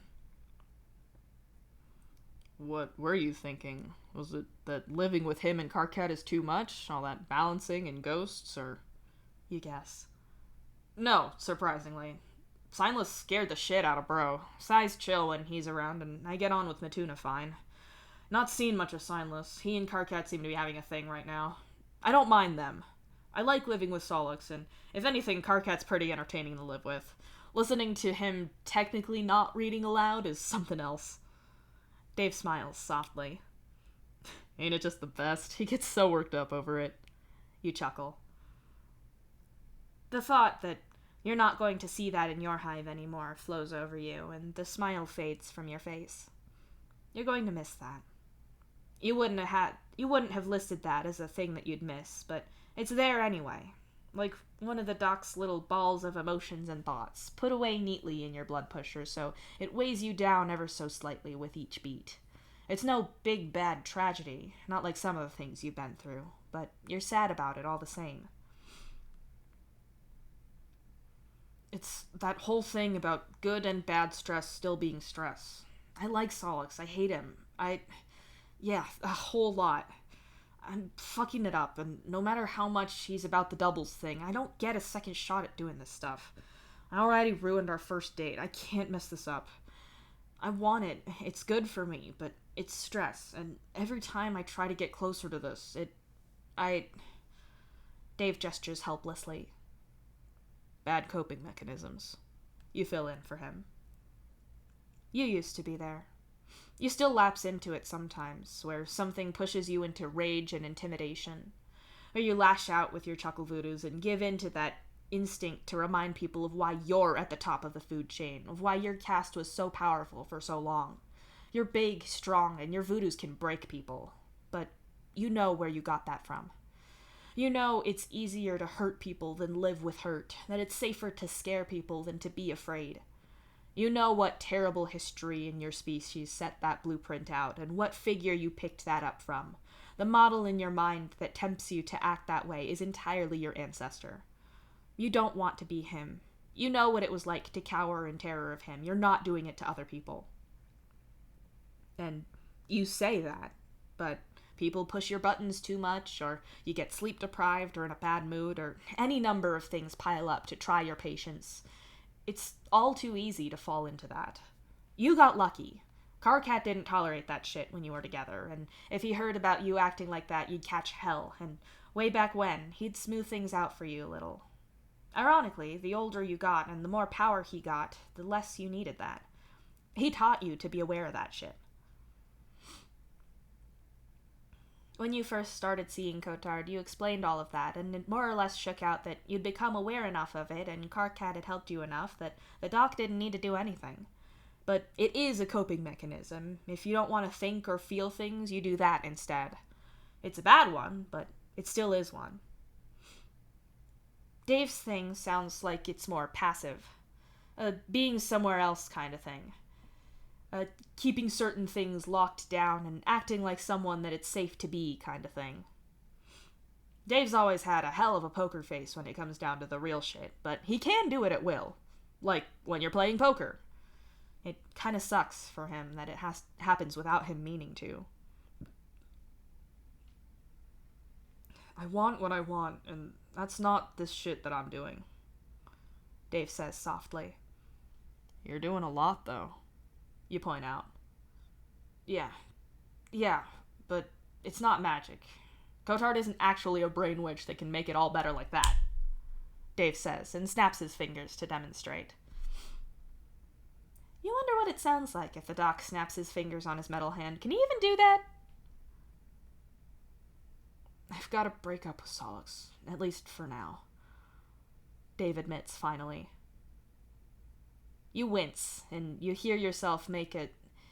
You don't know what it's called. Like the sympathetic gasp of breath through your clenched teeth that you'd make if you saw a guy just full-on slam into a wall at full sprint. Like, oh shit, that must hurt.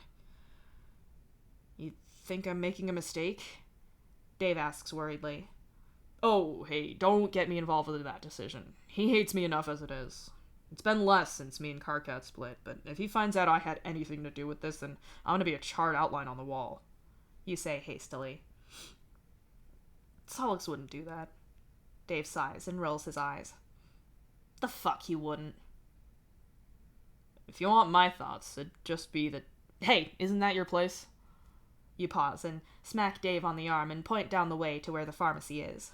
You think that's it, with the far-off little green sign. Ugh, yes. Come on. Since you're apparently walking me the whole way home, you might as well come with. Dave sighs and veers off of his original path. Anyway, my only thought is that what you're saying at least makes sense. I can see how you got from one idea to the next, then the end, but I don't know your beginning stuff. How it feels and what's in your head, you know? You tell him. It's as much of an opinion as you're going to give on this thing. Apparently what's in my head is a bunch of jelly ball things and far too much stress juice, Dave says flatly, and the person ahead of the two of you in the pharmacy queue gives you both a weird look. You and Dave stare back at them flatly, and they sensibly return to minding their own motherfucking business. As they should. Did you get one? Dave asks you after the eavesdroppers have gone. Fucking eavesdroppers, dropping their, What's an eaves, anyway? You wonder aloud. What, like eavesdropping? Isn't that just part of the word? You can't just take a part of a word and assume it's a different word, Dave points out. No, but if they're dropping, then the thing they're dropping is eaves. What's an eve? You wonder. Making me dig out my translation app, god damn it. Dave mutters and taps away at his palm husk. Well? You ask after a moment. Okay, it is a word, apparently.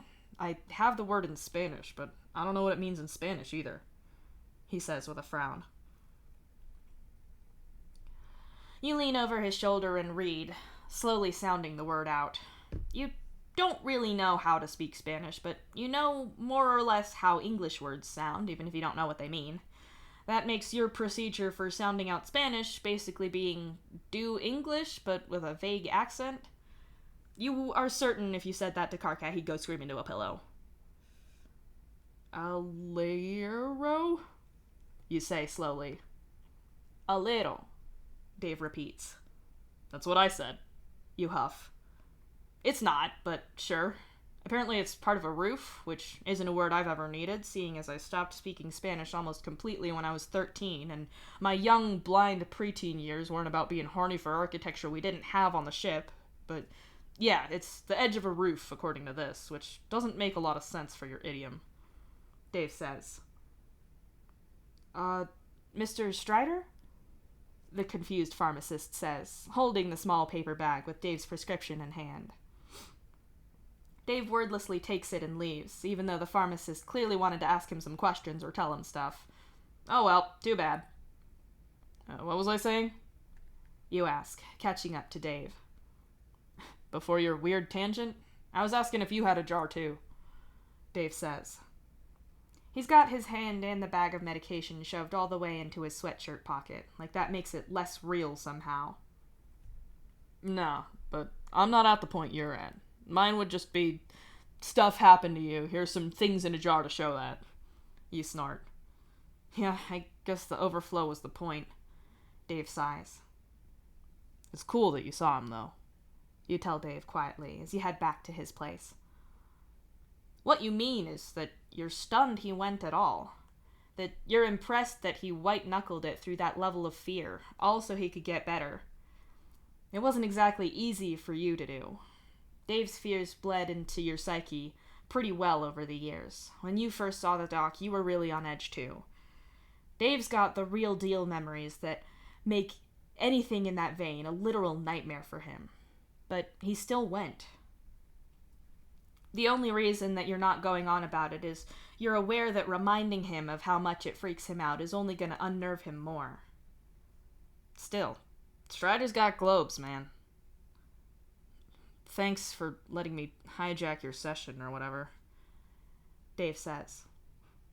Think sponge seance? Since you're saying he's a brain witch? You suggest. 1 second, just changing that in my calendar. That's officially the new name for that.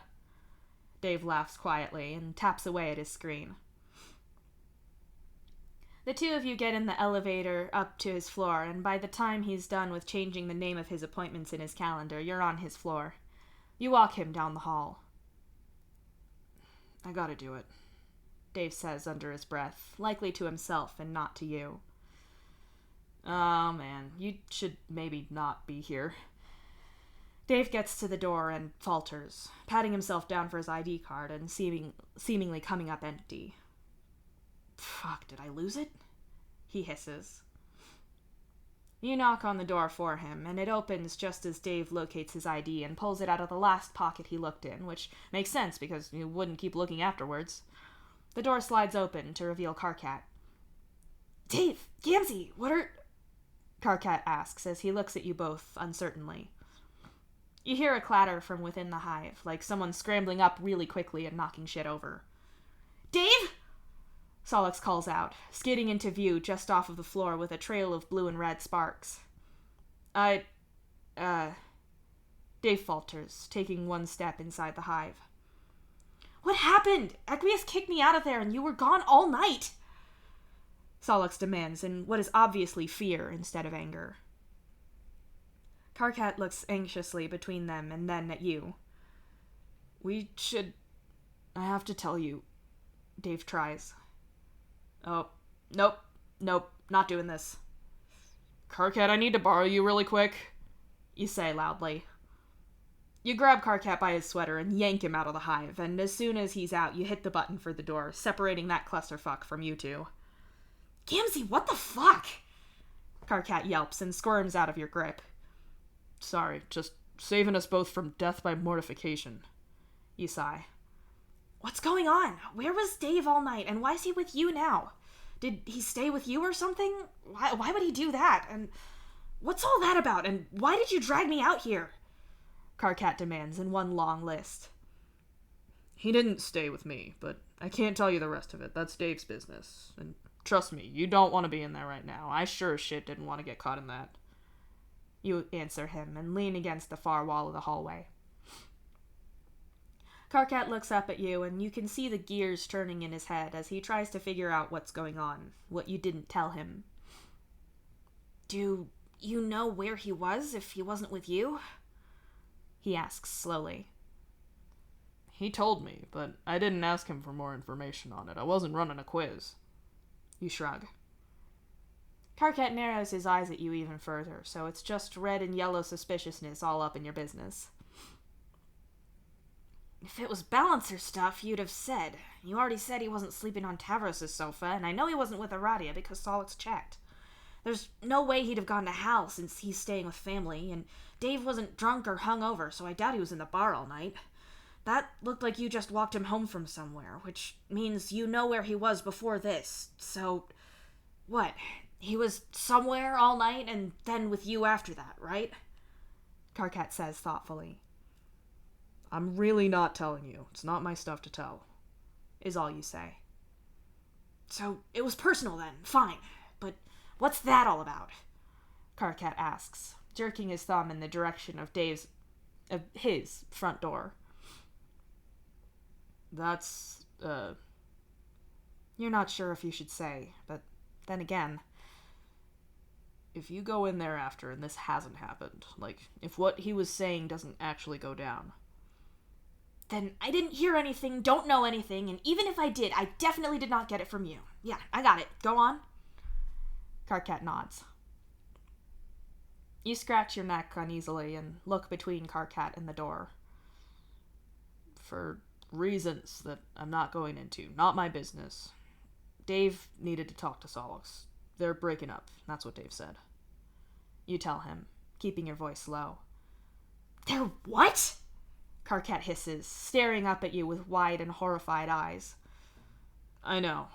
In fairness, Dave isn't happy about it either, but he doesn't seem to see that there's much choice. I'm staying out of it, but I didn't want to be caught standing there in the doorway and watching that go down. I figured you didn't want to get caught in that conversation either. You explain.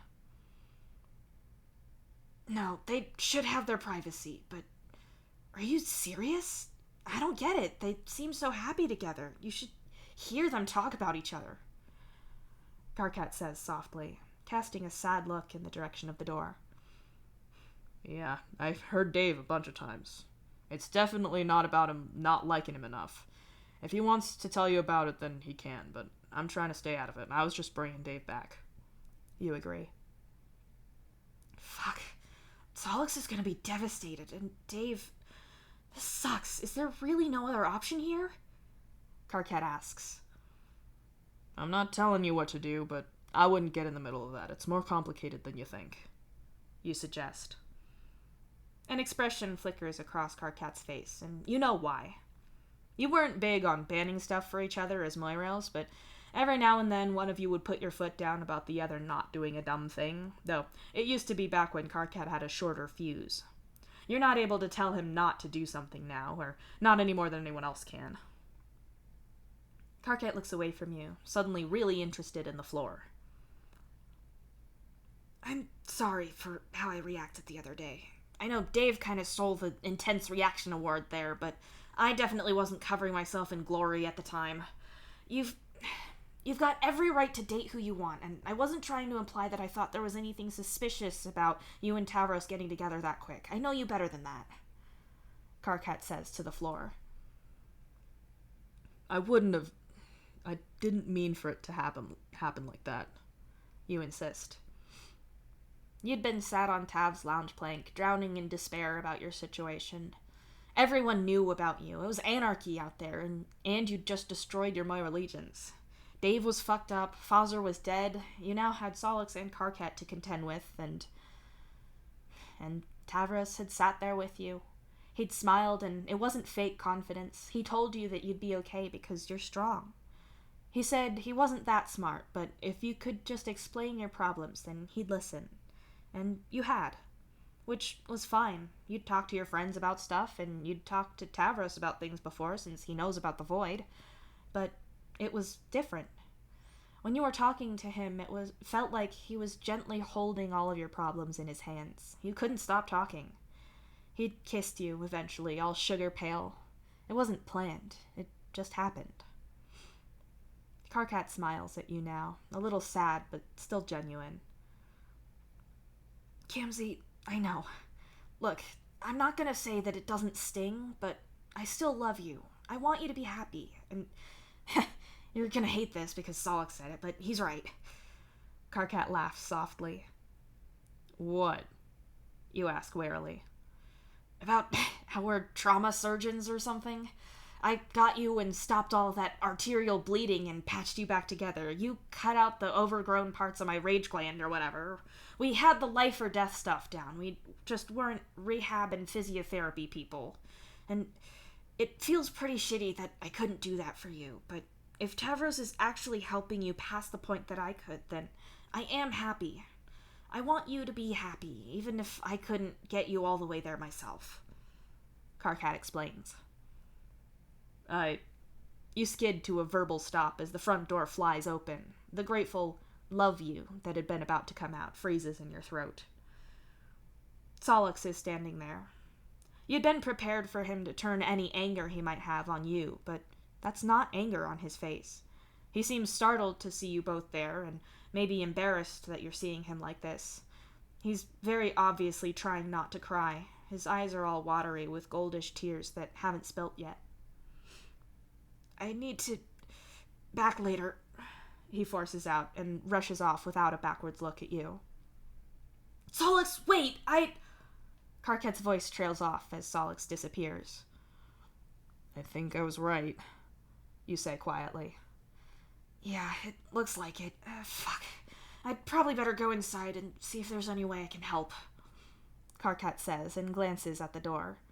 If Solix is gone, then he can focus on Dave, though you don't know how open to that Dave will be after today. Sure, I'll see you around. Come up with a call sign already, you remind him, and Karkat pulls a sour little expression. He's overthinking it and procrastinating.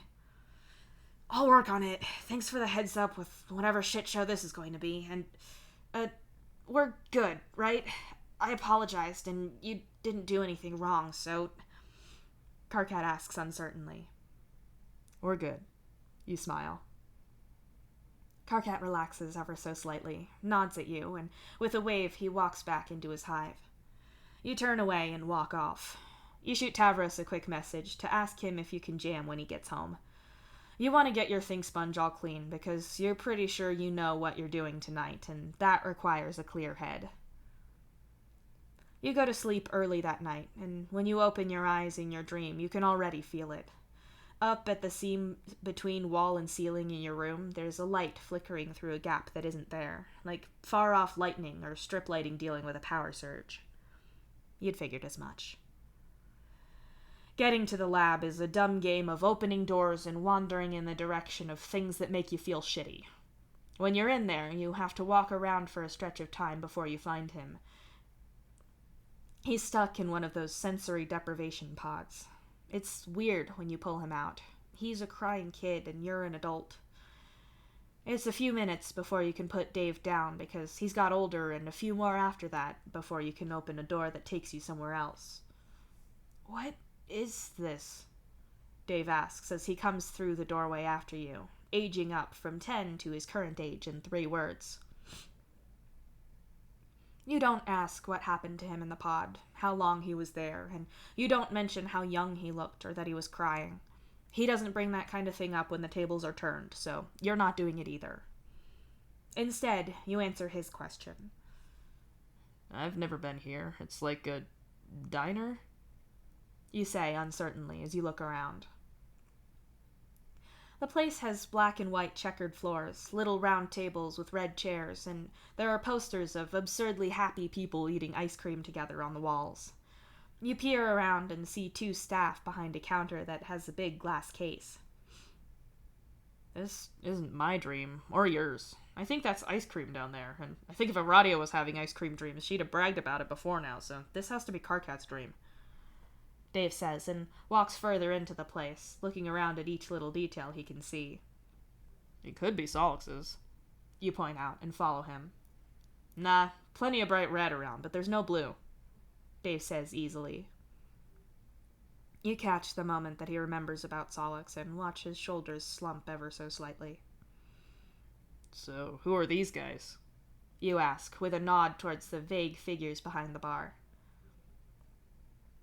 You and Dave are more alert dreamers, so unless you're in Dave's nightmare space where the scientists being unsettlingly blank is the point, your dream background cast tends to be more fleshed out. When you look at these two, you don't get that.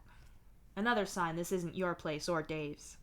The two staff have entirely blank faces, but if you look at them out of the corner of your eyes, they seem normal but unremarkable.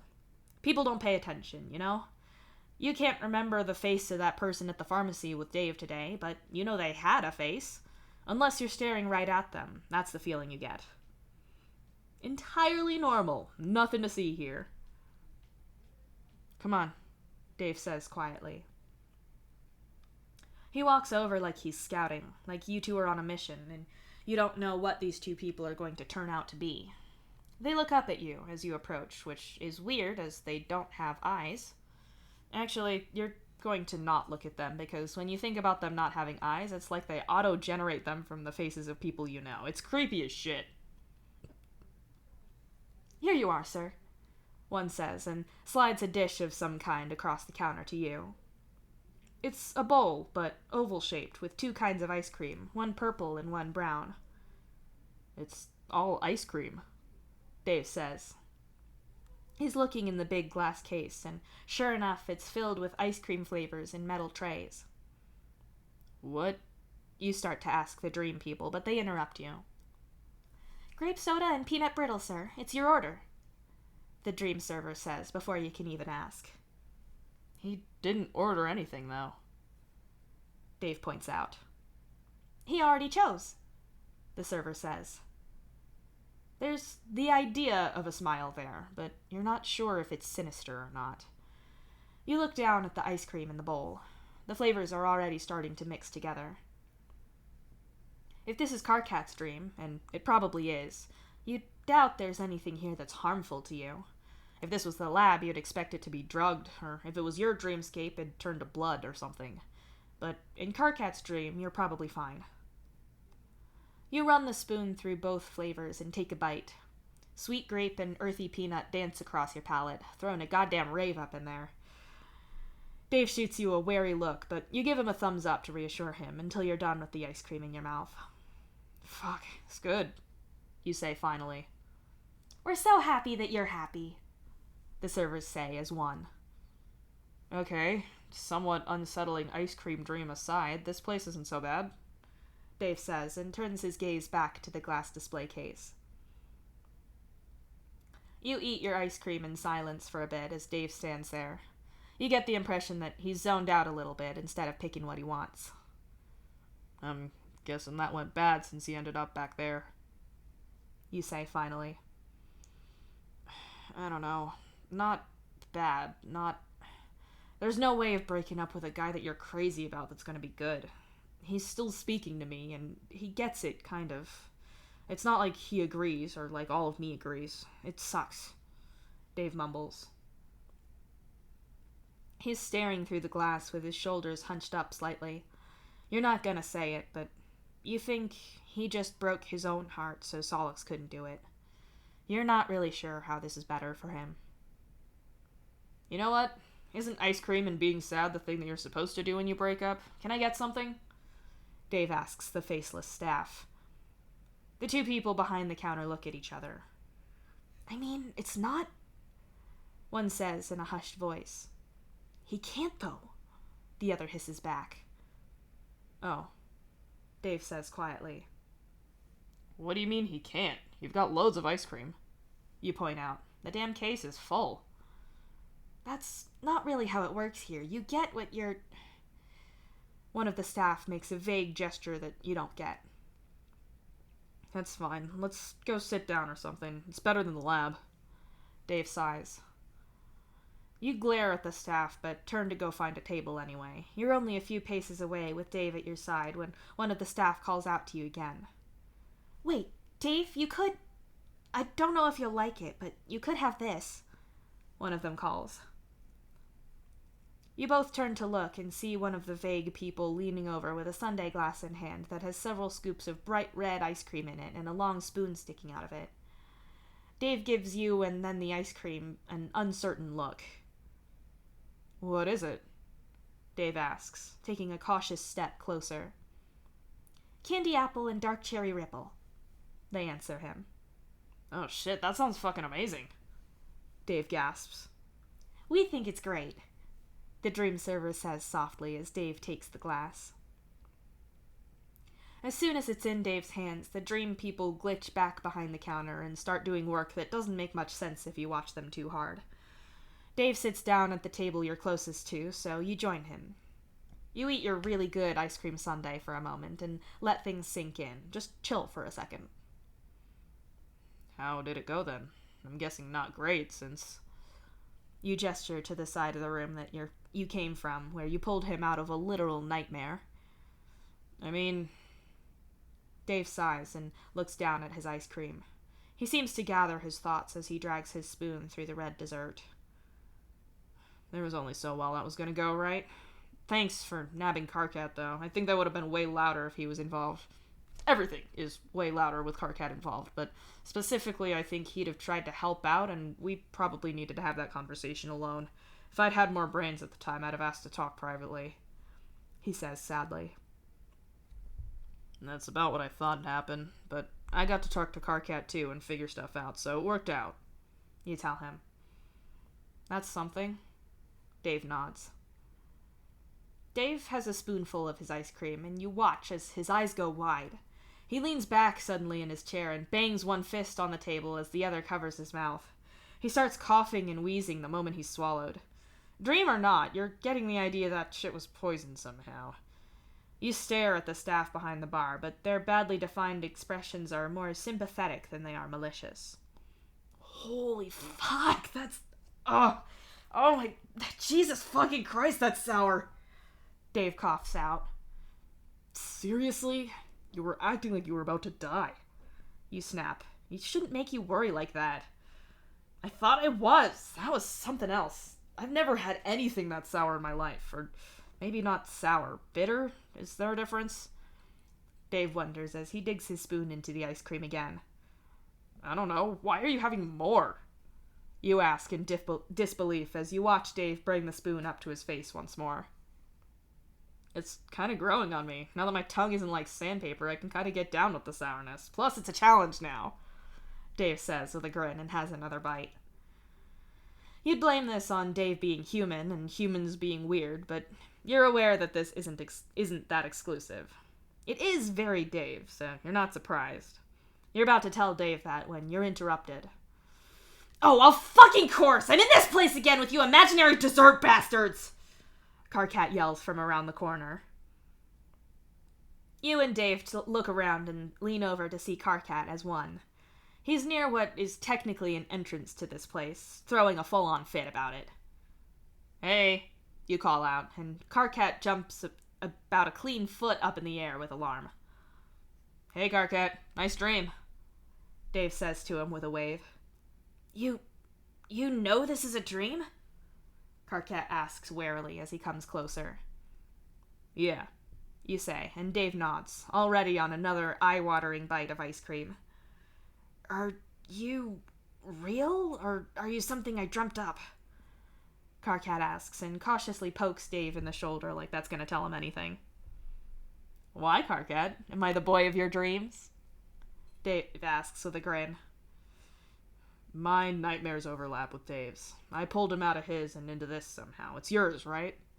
You explain and wave your hand at the ice cream parlor at large.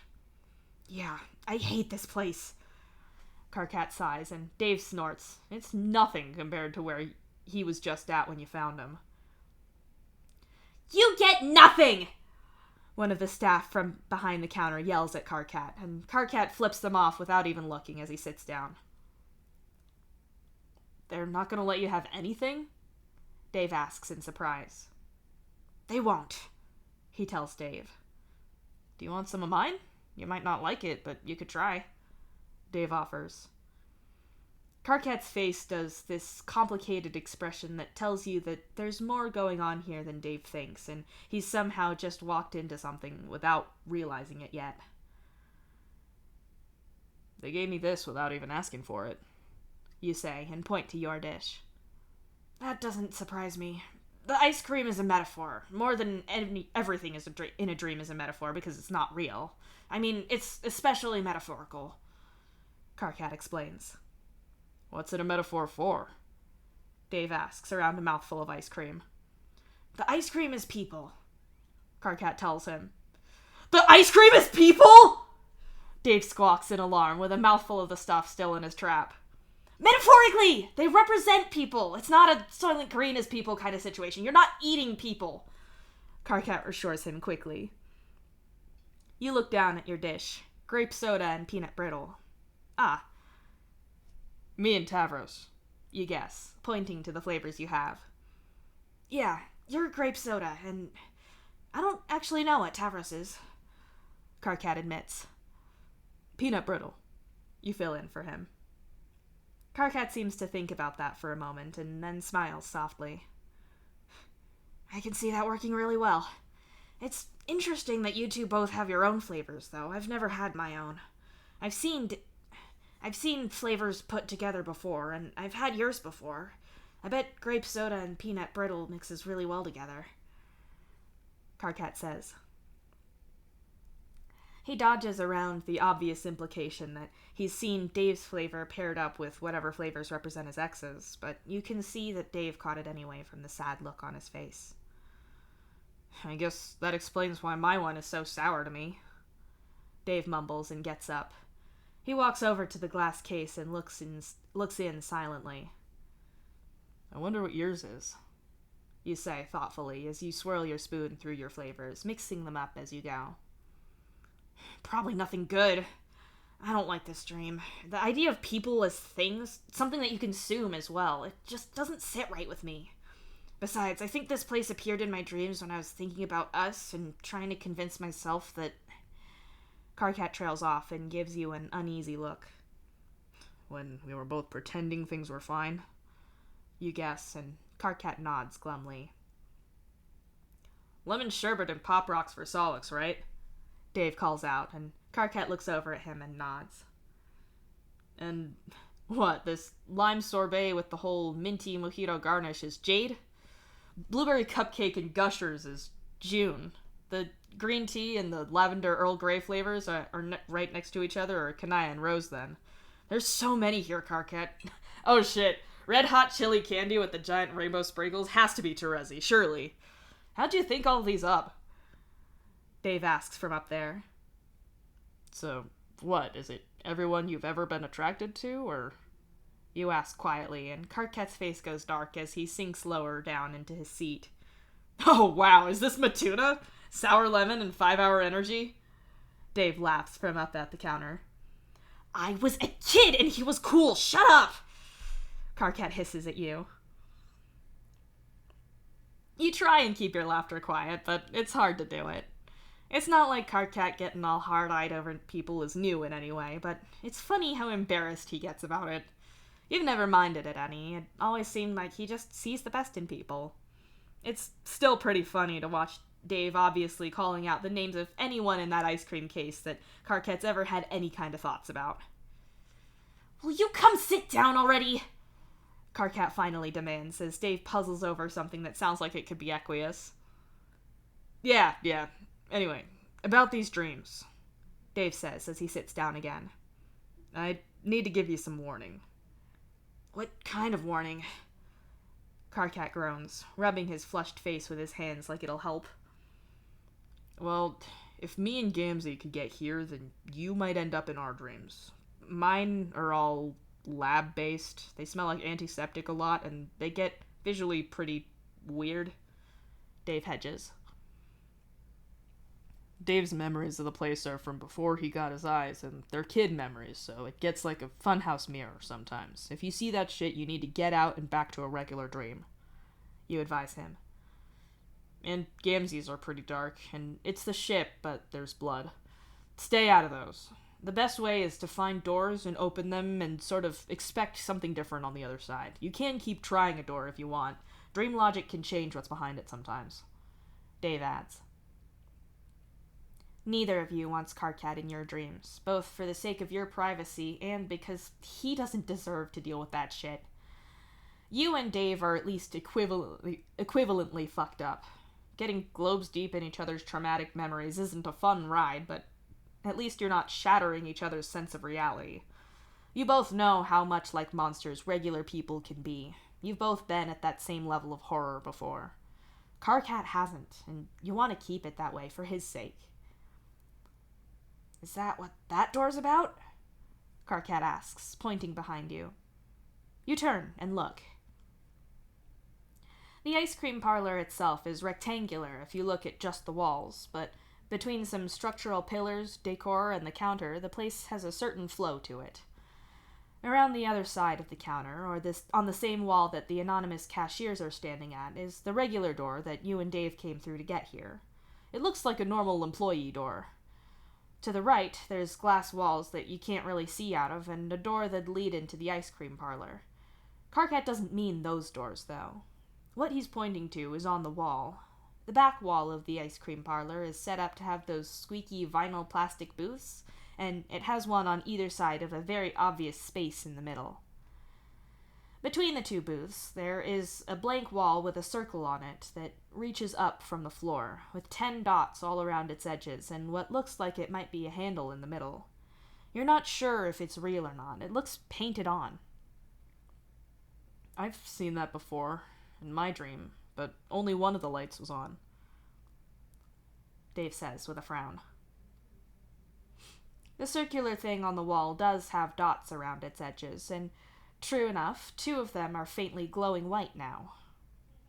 You shoot Dave a wary look, and both of you get to your feet.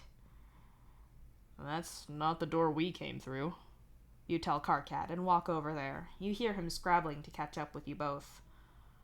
Dave runs his hand over the wall carefully and looks at it up close. What did it do in your dream before?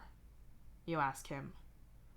Nothing. I was trying to get out of the lab and stumbled across it. It was like this, painted onto the wall almost, but there's no texture, Dave says.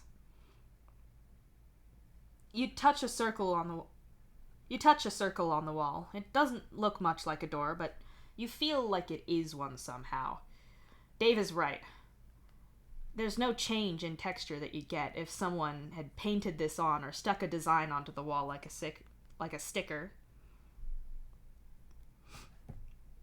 I've seen this before, right there. I tried to go through it when I was getting away from Signless, but you can't, Karkat adds. So he thought it was a door, too. It's got doorishness without dooring, so if we can't open it, who can, and where's it go? You ask. I don't know, but I think we should probably leave it alone. We should ask Aradia and Solix about this, too, see if they're getting it, Dave says, and steps back away from the door. Should we stay here, or should we go through another door to some other dream? Maybe we could try to wake up? Don't they say if you... No. Damn. Wrong voice. Fucking goddamn shit. Should we stay here, or should we go through another door to some other dream? Maybe we could try to wake up? Don't they say if you... You watch as Karkat goes to pinch himself. He does it really hard and immediately vanishes. I guess that solves that. Dave laughs weakly. I think I'm gonna go dream somewhere else, you say, and move away from the knot door to the actual glass doors and grab the handle of one. Me too. I need the sleep. Dave nods. After you, man. You snort and pull the door open. So fancy. My own dream butler. This looks good. Night, man. And thanks. Dave smiles at you and then steps through the door without waiting for you to say anything. You smile, shut the door, and after a second you open it again. On the other side, you get a hazy view of that cafe that Tavros loves, even though you've heard him talk about all the allergy stuff he has to get done to do his job and to go there. You take a contented little breath in and leave the ice cream parlor and its weird door behind.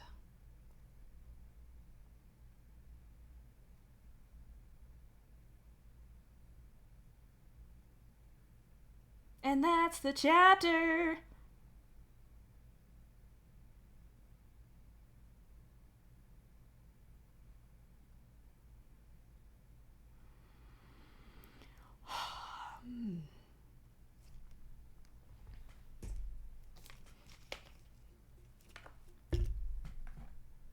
Ice cream dreams.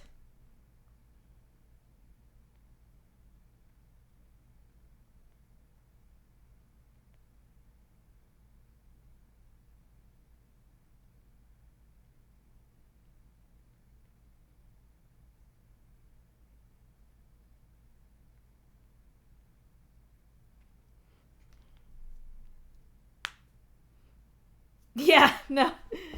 He doesn't like it.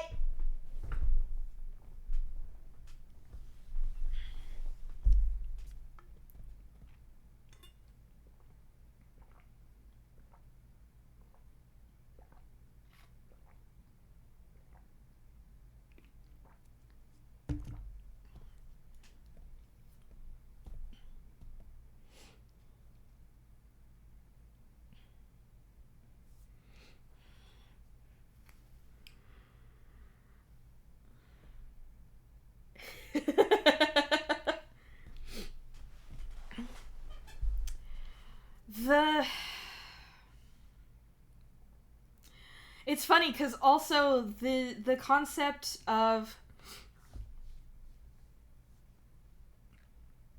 when Dave's perception of his own flavor being impacted by how he feels about himself reminded me of something that I don't...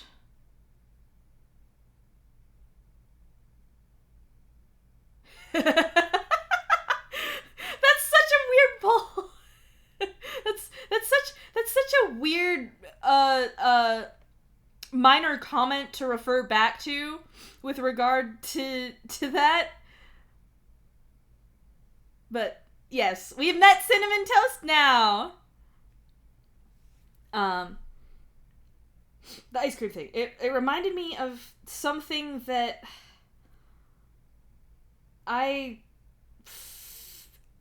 the reason why I can't finish that sentence is because I've never... I think it was a book or something, and I've never read it, but I've heard someone talk about it, and it was like, the flavors change based on how you feel about the person.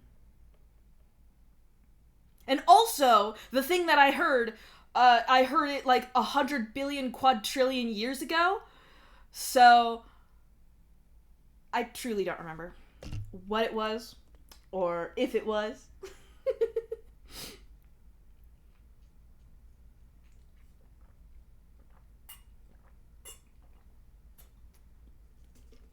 Anyway. Sorry. Like I said, I've got to get ready to leave. So I'm gonna go right on ahead and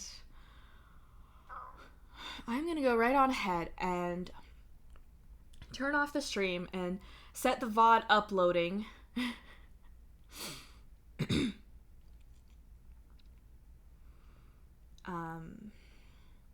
Because I need to get dressed.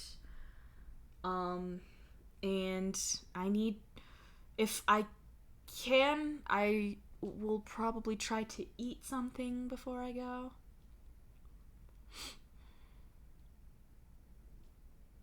Yeah?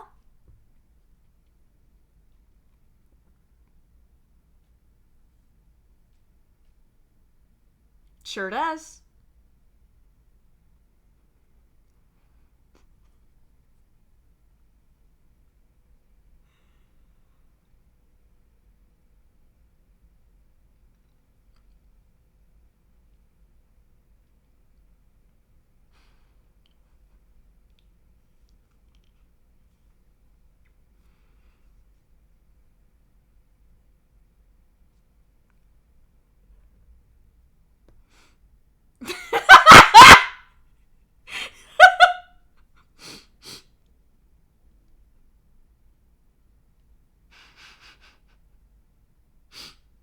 I'm never not.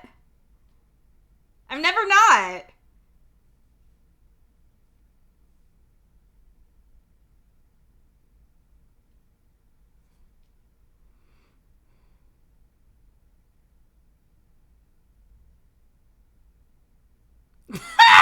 Shut up. I'm just saying, that's a ridiculous amount of rest.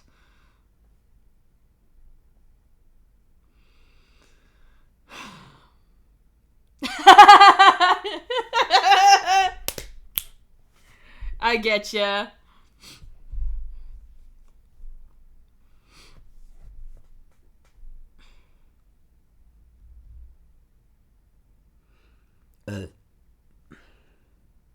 Okay, well, I have got to get ready. So I'm gonna go ahead and disappear now. I will catch you guys later, and I will, yeah. I like to do this thing where I do like it's like a finger guns and a rim shot at the same time. So it's like I do like the drum bits, and then instead of a cymbal, it's snapping my fingers into a finger gun. Yeah, I will catch you guys tomorrow for chapter 41. And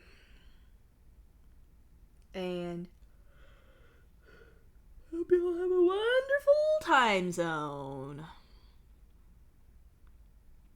Bye.